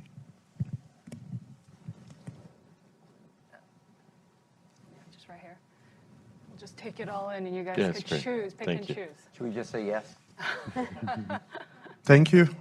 Igor from the South China Morning Post. You guys said that we should expect some announcements on technology. I was wondering to what extent the Biden administration will encourage both Japan and South Korea to join the U.S. lead on curbs to investment on Chinese advanced technology. Thank you. Mira, do you want to start and then I'll go down?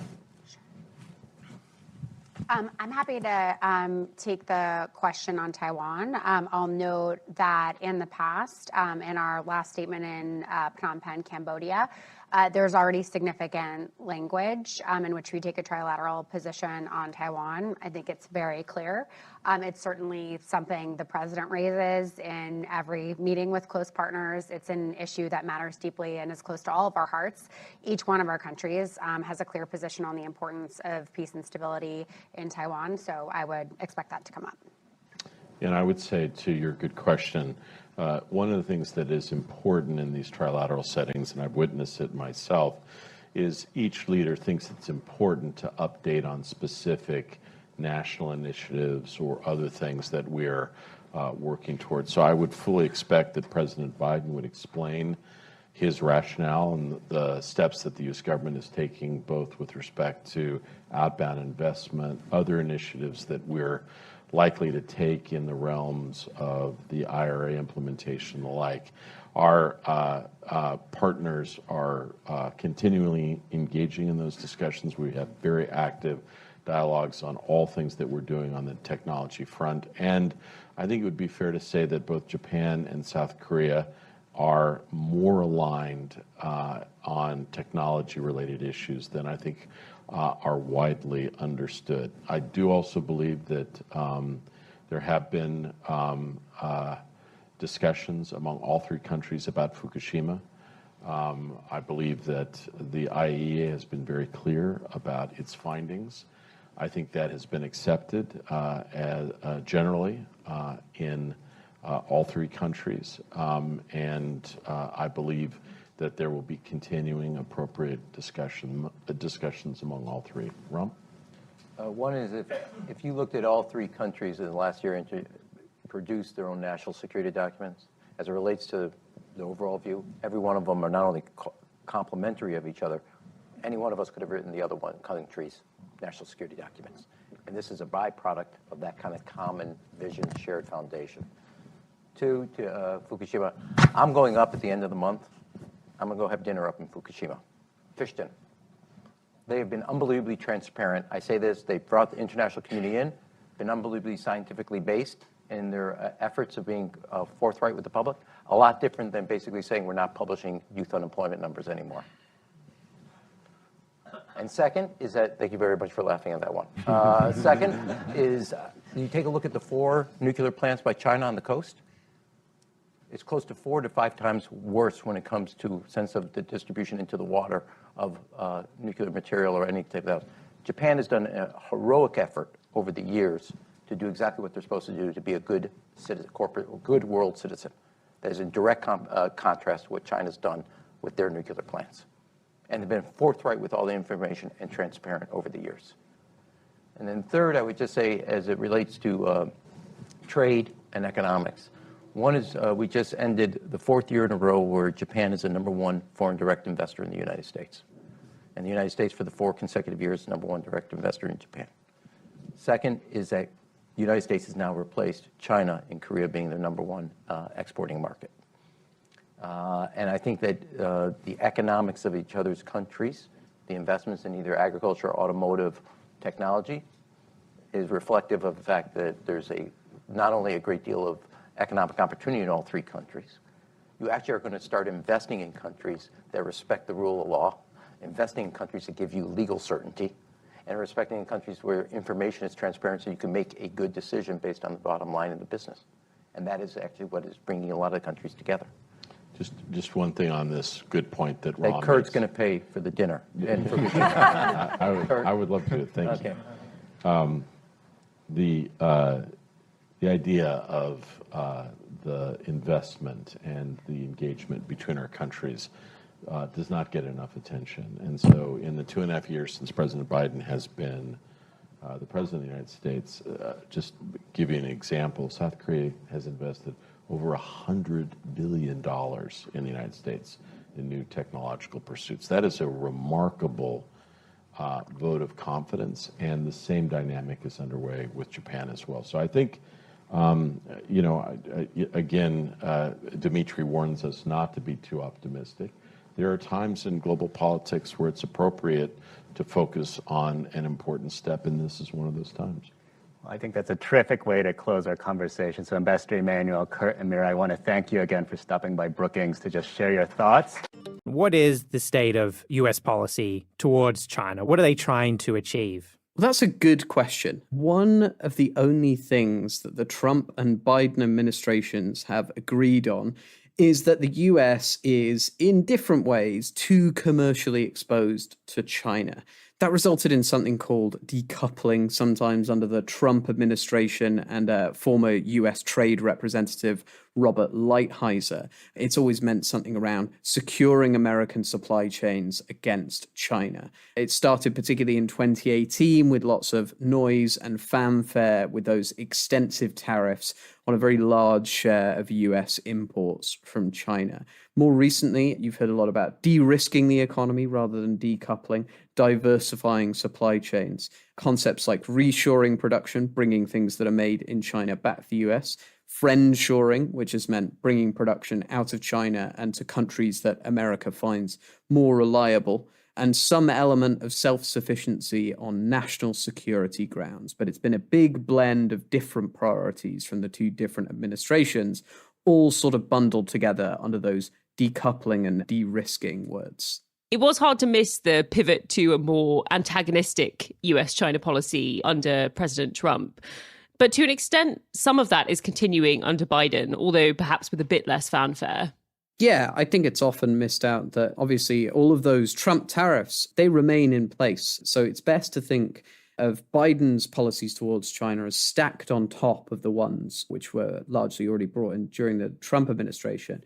The current administration has actually expanded to focusing on export controls of very sensitive technologies and foreign investment restrictions, both from the US to China and from China to the US. The latest of those arrived on August the 9th, which was an executive order introducing screening for outbound investment and banning some investment into Chinese quantum computing and artificial intelligence projects, as well as very advanced semiconductor chips. America wants to weaken China's grip on sensitive industries, and in a motivation that largely goes unspoken to prepare for a possible invasion of Taiwan by the People's Republic of China. So there's been a sort of expansion of the policies against China under Biden, but with probably substantially less noise. And on the face of it, it looks like those policies are working, right? Bilateral trade between the US and China seems to have dropped precipitously. Yeah, absolutely. If you look as recently as 2018, when those tariffs came in, the Trump tariffs, about 2/3 of American imports from a group of low-cost Asian countries came from China. Last year, just over half did. In global trade terms, that's a really significant drop. Investment flows have adjusted, if anything, even more rapidly. In 2016, Chinese firms invested $48 billion in America. 6 years on, that figure has shrunk to about $3 billion. For the first time in a quarter of a century, China is no longer one of the top 3 investment destinations for most members of the American Chamber of Commerce in China, which I think shows just how bad things are going. Compare that to most of the last couple of decades when China was really claiming the lion's share of new investment projects in Asia. Last year, it received less than India or Vietnam. That's from a number of countries, not just America. And instead, America's turning towards India, Mexico, and Southeast Asia in particular, countries like Vietnam and Thailand, to try and fill some of the role that previously China was playing in American supply chains. So, I mean, that all sounds a bit like an advert for US policymaking working kind of exactly as it was intended to. But I suppose it'd be a very short episode today if that were the case. So what do you think is really going on behind the scenes here, Mike? No, that's it. That's the end. It's August. So if you want to clock off, go to the beach now for the afternoon, go ahead. No, sadly, we should be so lucky. Instead of being slashed, trade links between China and America are enduring, but in considerably more tangled forms. There's basically, I think, 3 ways of looking at this. There's the most egregious, which is transshipment, which is essentially the pure rebadging of Chinese goods as coming from another country. Another country imports something from China, it's then re-exported and it's counted as an export from somewhere else. There's a good example of this late last year when the Department of Commerce found that quite a lot of Vietnamese solar panel exports were really overwhelmingly Chinese content. The second variety of entanglement comes from what are known as intermediate goods. So when a company is manufacturing something, they need to get their inputs, their raw materials, et cetera, from somewhere. So if you look at sectors like electric vehicles and electronics, where there's a big growth of those industries in places like Southeast Asia and Mexico, a lot of the parts that go into those final products actually still come from China. And in many cases, the relationship is getting considerably stronger there as those countries are exporting far more of those products to the US. And in the final, most difficult form of entanglement, you have things like critical minerals and rare earths. For example, there are minerals called gallium and germanium that are used in semiconductor production, and China processes the vast majority of those. So in the most difficult circumstances, Chinese companies provide something that is very, very difficult to find anywhere else in the world. And just because they're going through a third country to be turned into a sort of final good doesn't mean really that the US is any less exposed to Chinese participation in those very long supply chains. So in general, rather than America having cut China out of its supply chain, it's just sort of added more players in various intermediate steps. That certainly seems to be happening. You don't have to take our word for it. There is some evidence for all of this. I spoke with Caroline Freund. She's Dean of the UC San Diego School of Global Policy and Strategy. And earlier this year, she published, along with her co-authors, some research into this unfolding dynamic. Caroline, welcome to the show. Thanks for having me. So in the aggregate, Chinese trade with the US has fallen. That's been taken as sort of evidence of decoupling. Investment between the two has sort of absolutely collapsed. Does that represent decoupling in your view? Is this a sign of the strategy working? There's some evidence of it working. So proportionately, China's share of US imports have fallen since 2017 from about 22% to 16% in 2022, which is a huge decline in a short period of time. But in some sense, trade is still connected, even in those areas where imports have been reduced, because the countries that US is increasingly importing from actually import more from China and are very connected to Chinese supply chains. So in some sense, there's decoupling, but there's also more opacity in trade. So you wrote a paper recently with co-authors at the World Bank and the IMF on precisely this sort of topic. What was the conclusion of that? What did you look at? What did you find? Yeah, so we looked at very detailed US import data, and we looked first at the products with tariffs. So there's much sharper declines in Chinese exports to the US in the products that the US has tariffs on. There's also sharper declines in so-called strategic goods. These are advanced technology products that are identified by the US, and they're things like semiconductors or chemicals. So there's even sharper declines in those products. But in precisely the products that there are bigger declines, we also see that the countries that are expanding their exports to the US are more integrated in supply chains with China in those precise industries, and also importing more of the exact products that they're exporting more of to the US. And that's actually especially true in the strategic products. So it's in exactly the sectors where the Biden administration wants to reduce risk that the supply chain ties with China are actually increasing. Yeah, that's exactly correct. So we do see that it's in the strategic industries where connection to supply chains in China and increases in imports from China driving exports from those countries to the US. What does this mean for the concept of friendshoring? That's something the US administration has been keen to encourage. Does this sort of trend pose a significant problem for that as a strategy? Not necessarily, because it could be the case that initially those countries get imported intermediates or mainly the products and just do some limited assembly and send to the US, but they learn something, and over time, the value added in those countries increases. So I do think that countries, Vietnam, Taiwan, India, Korea, Mexico, Canada, these countries have benefited significantly from the decoupling from China. It's just there's this additional effect of supply chains, which I don't think should be overlooked. And we learned during COVID that not knowing your suppliers a few stages away could have devastating consequences because of parts and components you couldn't get because your supplier couldn't get something. And I think we're, in some sense, lengthening supply chains, not shortening them with some of these policies. And ultimately, if this policy is going to succeed on the security side and sufficiency side, you'd need to go down all the different layers of production. So, given all of that, how can you get the sort of outcomes that the US wants, whether it's in de-risking in certain areas or broader decoupling from China?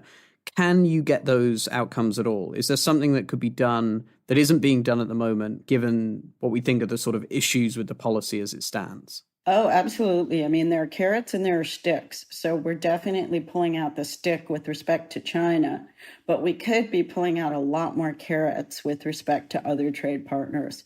This is effectively what the TPP and now CPTPP, the Comprehensive Trans-Pacific Partnership, was all about liberalizing with other partners to set the rules of trade, to expand integration with nations we're friendly with.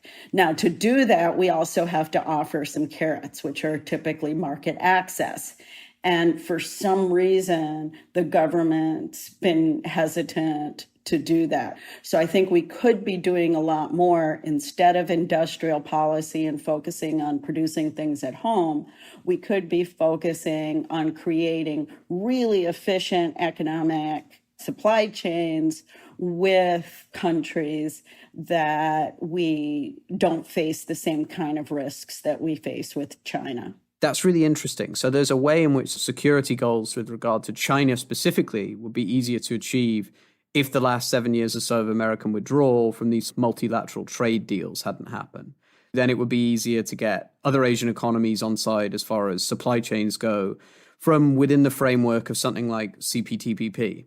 Yeah, I mean, you'd be giving other countries market access to the U.S. economy, which is a huge consumer market, in exchange for access to their markets, which would be good for U.S. producers. And with that, you also buy trust and cooperation in other areas such as security or the environment. And I think as well, it doesn't do any harm. So if we take a step back and we say, is decoupling even what we should be doing? It depends how risky we think China is becoming, and whether we want to just be very careful about a small number of really strategic products, the kind of small gardens, high fence approach, or whether we want to really broadly decouple. And I don't think there's been enough discussion about that, as well as while we're doing that, let's also do things that are good no matter what, and integrating more with our friends so that goods are produced most efficiently and resources are used most efficiently is a win-win no matter what, as well as creating more cooperation on other areas that we care about. Caroline, thank you very much for joining us. Thank you for having me. So, Tom, Alice, I found that point from Caroline on the US participation in multilateral trade deals really interesting. And I think for me, that's one of the things that comes up most often when you talk to Asian businesses and Asian policymakers, essentially that the US is not a particularly reliable partner on trade and hasn't been for quite a while. And that when companies and even more so governments are thinking about how to hedge themselves against a sort of conflict that they don't really often play a major part in between the US and China, and they don't really want to take sides in. One of the things holding them back from participating more in these US de-risking policies is the fact that they're not totally certain that the US will stick the course, and also that the US hasn't really offered them very much to participate. What many of these countries want is greater market access to the US, still by some distance the biggest consumer market in the world, a huge market for Asian goods that they'd like to get greater access to. And it does make me think that it would be a good way to sort of at least signal a sort of long-term intent to engage with Asian allies and friends in the region.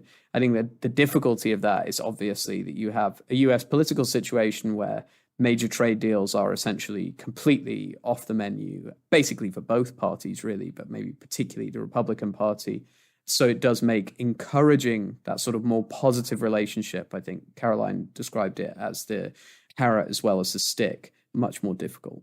Yeah, I agree with all that. It's interesting to me thinking about this in the context of what happened during COVID, when companies realized just how little visibility they had over their supply chains. Most companies had a good grasp of their immediate suppliers, or what's called the first tier of their supply chain. But many of the problems that led to snarl-outs were caused by their suppliers' and their suppliers and so on. And you'd have this one factory in China that made some very specific type of glue that was, essential in some other component and so on and so on. And it turned out that companies had all sorts of hidden dependencies like this that had resulted from this incredible fragmentation of their supply chains that had occurred over the last few decades of globalization. And now I think as the West is exploring how to extricate itself from China, I think it's incredibly difficult because somewhere in the supply chain of almost any good, there's bound to be a dependence on China. Yeah, I think it was really clear from listening to Caroline that the efficacy of decoupling is really unclear. It is very difficult to get a handle on just how much the US has actually been able to extricate itself from China. The clearer impact is the benefit to countries like the Vietnams of the world or other players that have managed to get essentially sort of a toehold in supply chains as a result of these policies. And I realized that at the moment that toehold might be pretty small. It could be as small as them literally just relabeling packages from China and shipping them off to America. But I do wonder whether if this remains the status quo for policy for a while, whether they might be able to sort of expand that footing a little into doing actual steps in the supply chain even more than they sort of managed to already. Whether or not that achieves any of what the actual sort of goal of the policy was in terms of safeguarding supplies of sensitive stuff or critical minerals and things, that's less clear. But I do feel as though in the early stages of this, the impact that places like Vietnam or other similar countries might have on supply chains will be minimal, but it could expand over time. So we've been talking about the economics of America's China policy, but listeners, if you're interested in hearing more about the political backdrop for all of this, then you should check out our sister podcast, Checks and Balance. This week, the Checks team is taking an in-depth look at how America's China policy is actually made, what political forces are at work, and where the US approach to China is heading next. It promises to be a fascinating listen. And if even that isn't enough to sate your voracious appetite for US-China content, then you can keep up to date with all of The Economist's US-China coverage and more for absolutely nothing by going to economist.com/podcast offer for a free 30-day digital subscription. That is, if you're not a subscriber already. After the break, we'll delve a bit deeper into the small yard, high fence approach to economic ties with China and how it's being applied in the computer chip industry. Before the break, we heard how a small yard, high fence approach is how the Biden administration likes to describe its current de-risking strategy towards China, select some security-critical sectors and shield them from Chinese influence in the supply chain. Semiconductor chips are up there as probably the single most important product that requires this treatment. To find out more, I spoke to Chris Miller. He's Associate Professor of International History at Tufts University and the author of a new book on the subject, Chip War, The Fight for the World's Most Critical Technology. Chris, thank you very much for joining us. Thank you for having me. So, tell us a little bit about your book, Chip Wars. And I suppose, as well, could you tell us why semiconductors in particular have become such an area of preoccupation in this commercial back and forth between the US and China? Well, today semiconductors are important economically because they're in almost every type of manufactured good. If you look across the economy, whether it's autos or industry or high-tech, semiconductors are critical to everything. But they're a rare type of manufactured good that China can't produce itself, at least when you're talking about the most types of cutting edge chips. And so China spends as much money each year importing chips as it spends importing oil. And that's something China's leaders want to change. They've been investing billions and billions of dollars a year to domesticate cutting edge chip technology. But right now they're reliant on key trading partners, Taiwan, Korea, the United States, Japan, to import them. And so this struggle to control the future of the chip industry is partly about trade flows and commercial profits, but it's also a political struggle because all the governments in question perceive chips not just as an important trade good, but also as a strategic priority for their defense and intelligence systems. So the US was once a big producer of chips. Taiwan does a lot of it now. So the American government is making reshoring the chip industry a priority. The CHIPS Act will pour $50 billion into chip R&D and manufacturing over the next decade. The world's largest chip maker, a Taiwanese company called TSMC, is looking to expand in the US as a result of these subsidies. US policy also aims to restrict the transfer of technology from the US to China, like the cutting-edge machine tools used to manufacture chips. What do you make of these reshoring efforts? First, to put the US efforts in context, they're not alone. Everyone is doing it. But it starts from a pretty strong position across the value chain, because when you look at chip design, the software tools, the machine tools, the US is by far the leader across the value chain. And so there's a lot of pieces with which to build a successful fabrication industry in the US. I think the challenge that the US faces is that it's simply more expensive to build chips in the US than in East Asia. The best studies that have been done have found that it's 20 or 30% more expensive. And so the CHIPS Act is trying to use government incentives to close that cost gap. And incentives are certainly going to do that while they're spent. The question is whether we're going to see further rounds of investment after the incentives stop being provided. And that's very much an open question. It's really not a surprise that companies are deciding to build more factories when they're receiving money to do so. The harder part is building out an ecosystem that makes it commercially viable for companies to keep investing in the US, even if costs are higher in the long run, and they will be. You've got to find a way to convince companies that there are other benefits that justify those higher costs. And that's the key challenge the US faces right now. So the Biden administration likes to talk in terms of de-risking, about a small yard with a high fence, tight restrictions on some security-related products rather than a wholesale decoupling. Do you think companies are receiving that message, and are you seeing a difference? Or do you think there's a sort of wider decoupling on the way? Well, I think one of the big analytical mistakes people often make when addressing this subject is to look at it as a US-China dynamic, when in reality, I think if you had to put the order in chronological terms, it would be a China-US dynamic, because it was China that started the decoupling processes in semiconductors before the US. But I am struck by the extent to which in the electronics industry, there are major shifts underway, both at the chip level, but also at the device assembly level. And today, almost all the world's smartphones are assembled in China. The vast majority of PCs are assembled in China. And so even if the chips are made in Taiwan or Korea, they end up in China as part of the assembly process. I think if you look at what companies are doing right now, where they're investing today for the production they want to have in 5 years' time, what you find is that new investment into China has really collapsed. They're building new facilities in Vietnam, in India, in Thailand, in Mexico, but not in China. And that is an effort to begin to bifurcate supply chains. They're going to have a China-focused supply chain for sales in China and a supply chain outside of China for sales outside of China. And that's going to be a very long process. It won't be a complete separation, but basically every company in the electronics industry is trying to reduce their reliance on China for assembly, for component supply, and have a clear separation between their China and non-China businesses. So for Asian countries that are physically near China, but for example, with a tight security relationship with the US, I'm thinking particularly of Korea and Japan here, they've got some incentives which tip in favor of seeing Chinese companies as a competitive threat, and some in favor of keeping their own very deep industrial networks going. Those go quite a long way into China. So how do you think that balances out over the longer term? So I think that every company wants to keep its end market in China. And indeed, governments in Asia, as well as the US government, are supportive of firms trying to continue to sell to Chinese customers, except in very niche high-tech areas.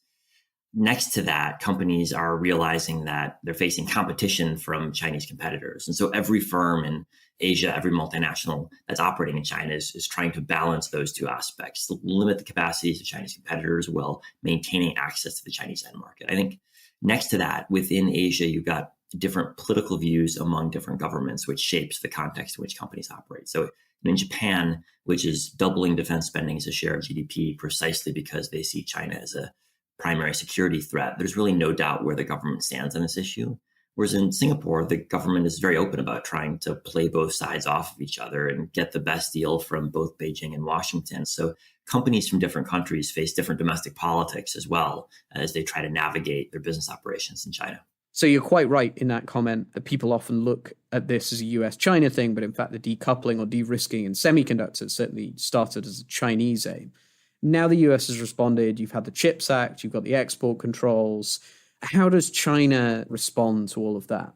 A lot of people are focused on the way China might respond by imposing its own controls on gallium and germanium, which are two materials used in semiconductor production, which are currently dominated by China, and China is announcing restrictions on their export abroad. I think this is actually the less significant Chinese response. More interesting is going to be how does China continue to subsidize its own domestic industries and win market share abroad. And there are two industries right now where China is investing a lot of money, a lot of focus. One is electric vehicles, which are deeply interrelated with the chip industry because of all the semiconductor content in EVs. And we've seen China win really substantial EV market share, especially in Europe over the past year. Second place is in low-end semiconductors, where China does have the capability to produce domestically. And right now, there's huge investment already underway, factories under construction in China in low-end chips. And so a key question over the next couple of years is, as these factories come online, will they win market share in Western markets or not? And if they do start to win market share, I think we should assume there's going to be backlash in advanced economies saying, well, we don't want Chinese firms winning market share when we're in the process of trying to rebuild our own chip industries. And so these are two areas of really substantial trade, Chinese growth and exports, where I think we should expect more trade tension to come over the next couple of years. So as a last question, could you just give us your view? Do you think de-risking is working? Is there anything that could be done to make it work better? The big problem with the de-risking framework is that it suggests that the costs of these shifts are going to be low. But to pretend it's cost-free is just naive. It's delusional. And I think there's an impetus from political leaders to play up the fact that it's going to be low cost because their voters, their companies aren't excited about paying higher costs. But the reality is, if you want major shifts in global trade, if you want increasingly to lock out China from key markets, you're going to have to be prepared for costly measures. And that, I think, is the major problem that the de-risking concept faces. It's just not honest about the costs it involves. Chris Miller, thank you very much for joining us. Thank you for having me. So, Alice, Tom, from what we've heard today, would you rate America's China policy a success so far? Yeah, I think that question is pretty difficult to answer for many of the reasons that we've touched upon. And I guess as I was sort of listening to this week's show and thinking about the cover story that we ran a few weeks ago on political CEOs and how much they are sort of expressing their policy preferences through their businesses, it's just incredibly hard to figure out how much of this is kind of lip service, really. You know, you hear from a lot of CEOs that they are aware of and understand the sort of decoupling strategy and that for various reasons they might want to secure their own supply chains. But it is extremely difficult to do. And the point that Chris made at the end there about how costly it's going to be for things like semiconductors, it's kind of clear that there are real trade-offs, our favorite word. There are real trade-offs with all of these kinds of policies. And it's difficult to balance some of the costs and difficulty of extracting your supply chains from China with the perceived benefits or the perception of going along with the way that American policy is sort of blowing. And so in general, I do think that is a very tricky question to answer. I think if I reflect on where I was at the beginning of the show and now, I think it's probably been less successful than I thought for all of the reasons that you've teased out, in particular, how some of the things like the fall in bilateral trade or fall in investment is probably kind of just smoke and mirrors. But yeah, I think it's very, very challenging to evaluate, but I'm really glad that we've had a go. I do think there's something to be said about the idea that even if countries like Vietnam and India and Mexico are today only taking on, in some cases, the kind of final stages of assembly in a product, over time, as they become more embedded in supply chains and gain exposure to the production process, they may well be able to take on a greater and greater share of that. I know, for example, in India, the government is asking companies like phone makers and car makers like Tesla that are setting up production in the country to also start making efforts to nurture local component suppliers there as well. So building that depth in the supply chain is going to take some time, but I think it could happen. Yeah, and I think actually that point gets to the very center of, for me, why this is a big deal and why I think this isn't going as well as those headline figures suggest. If you look at a country like Korea or Taiwan, for example, which their exports are more complex and typically considerably higher up the value chain than China's, unlike sort of Vietnam or India, they don't need the highest value parts in the things they export to come from China. They're usually the source of them themselves, and yet they are also inextricably linked to China. You look at Korea, for example, and it's the supply now of less complex integrated circuits, which are part of what makes up a semiconductor, that Korea relies on China for. This is something that Korean companies used to make, but now Chinese companies do. And you hear Korean policymakers and businessmen sort of worrying about Korea's reliance. So it doesn't necessarily have to be the highest value stuff that creates a sort of difficult reliance and creates supply chain vulnerabilities. And I think for that reason, the problem with this whole policy set is that the language around it is very hazy. There's no economic definition of what de-risking or resilience mean. These are foreign policy words that have been inserted into sort of economic policy. You know, The Economist, we were founded on a position of free trade, but free traders have understood that there are national security arguments against it since the days of Adam Smith, and indeed accepted many of those arguments. I think what's happened with the US is it's gone from having essentially no industrial policy to having an industrial policy that applies to supply chains, even that the US is not directly involved in. So really deep into Asian production networks that the US doesn't play a part in other than buying the final goods. And it's done that at sort of breakneck speed in the space of less than a decade, going from managing almost nothing internationally to managing everything. It would be a little amazing if they got it all right on the first go. What you have now is this patchwork of policies assembled over time. Jake Sullivan, the national security advisor to President Biden, is essentially standing on the shoulders of Robert Lighthizer, who designed a lot of the Trump policies. It remains to be seen on the very strictest de-risking. But as Chris Miller mentioned there, I think that the costs of all of this are not acknowledged often enough. And this is the difficulty of trying to prepare a sort of half-war economy. It's very difficult to policymakers to talk openly about this, but the policies are designed to protect the US at least a little bit in the event of a full military conflict with China. You don't want to run a war economy in peacetime because it's very expensive. So this is an attempt to sort of do it on the cheap, which I think there are some strains in the policy already very, very clear. You've never had this sort of conflict, really, between such economically entwined countries. But I think we can be sure that this isn't going to end anytime soon, because it is really the one thing that basically all US politicians now agree on. But I think with that, it's about all we've got time for. Shall we do our statistics of the week? Who wants to go first? Yep, I'm happy to kick us off. So my stat of the week is on a completely unrelated topic. My stat is 90%, and that is the annual growth of job ads in the UK on LinkedIn that do not require a degree. Now, that's interesting because LinkedIn jobs are basically all white-collar ones, but quite a few firms like, say, IBM, are really starting to explore how they can tap into a wider talent pool, including people who haven't done a degree, which to me seems both very sensible and very uplifting. Yes, and if you're interested in learning more about whether or not it's necessary to have a degree, you should tune in to next week's episode, spoiler alert, where we will be tackling that question more head on. But that's a great stat, Tom. Thank you for bringing it to our attention. For my stat of the week this week, I decided to stay on theme with a China-related statistic, and it is 0%, which was the annual inflation rate for China for July.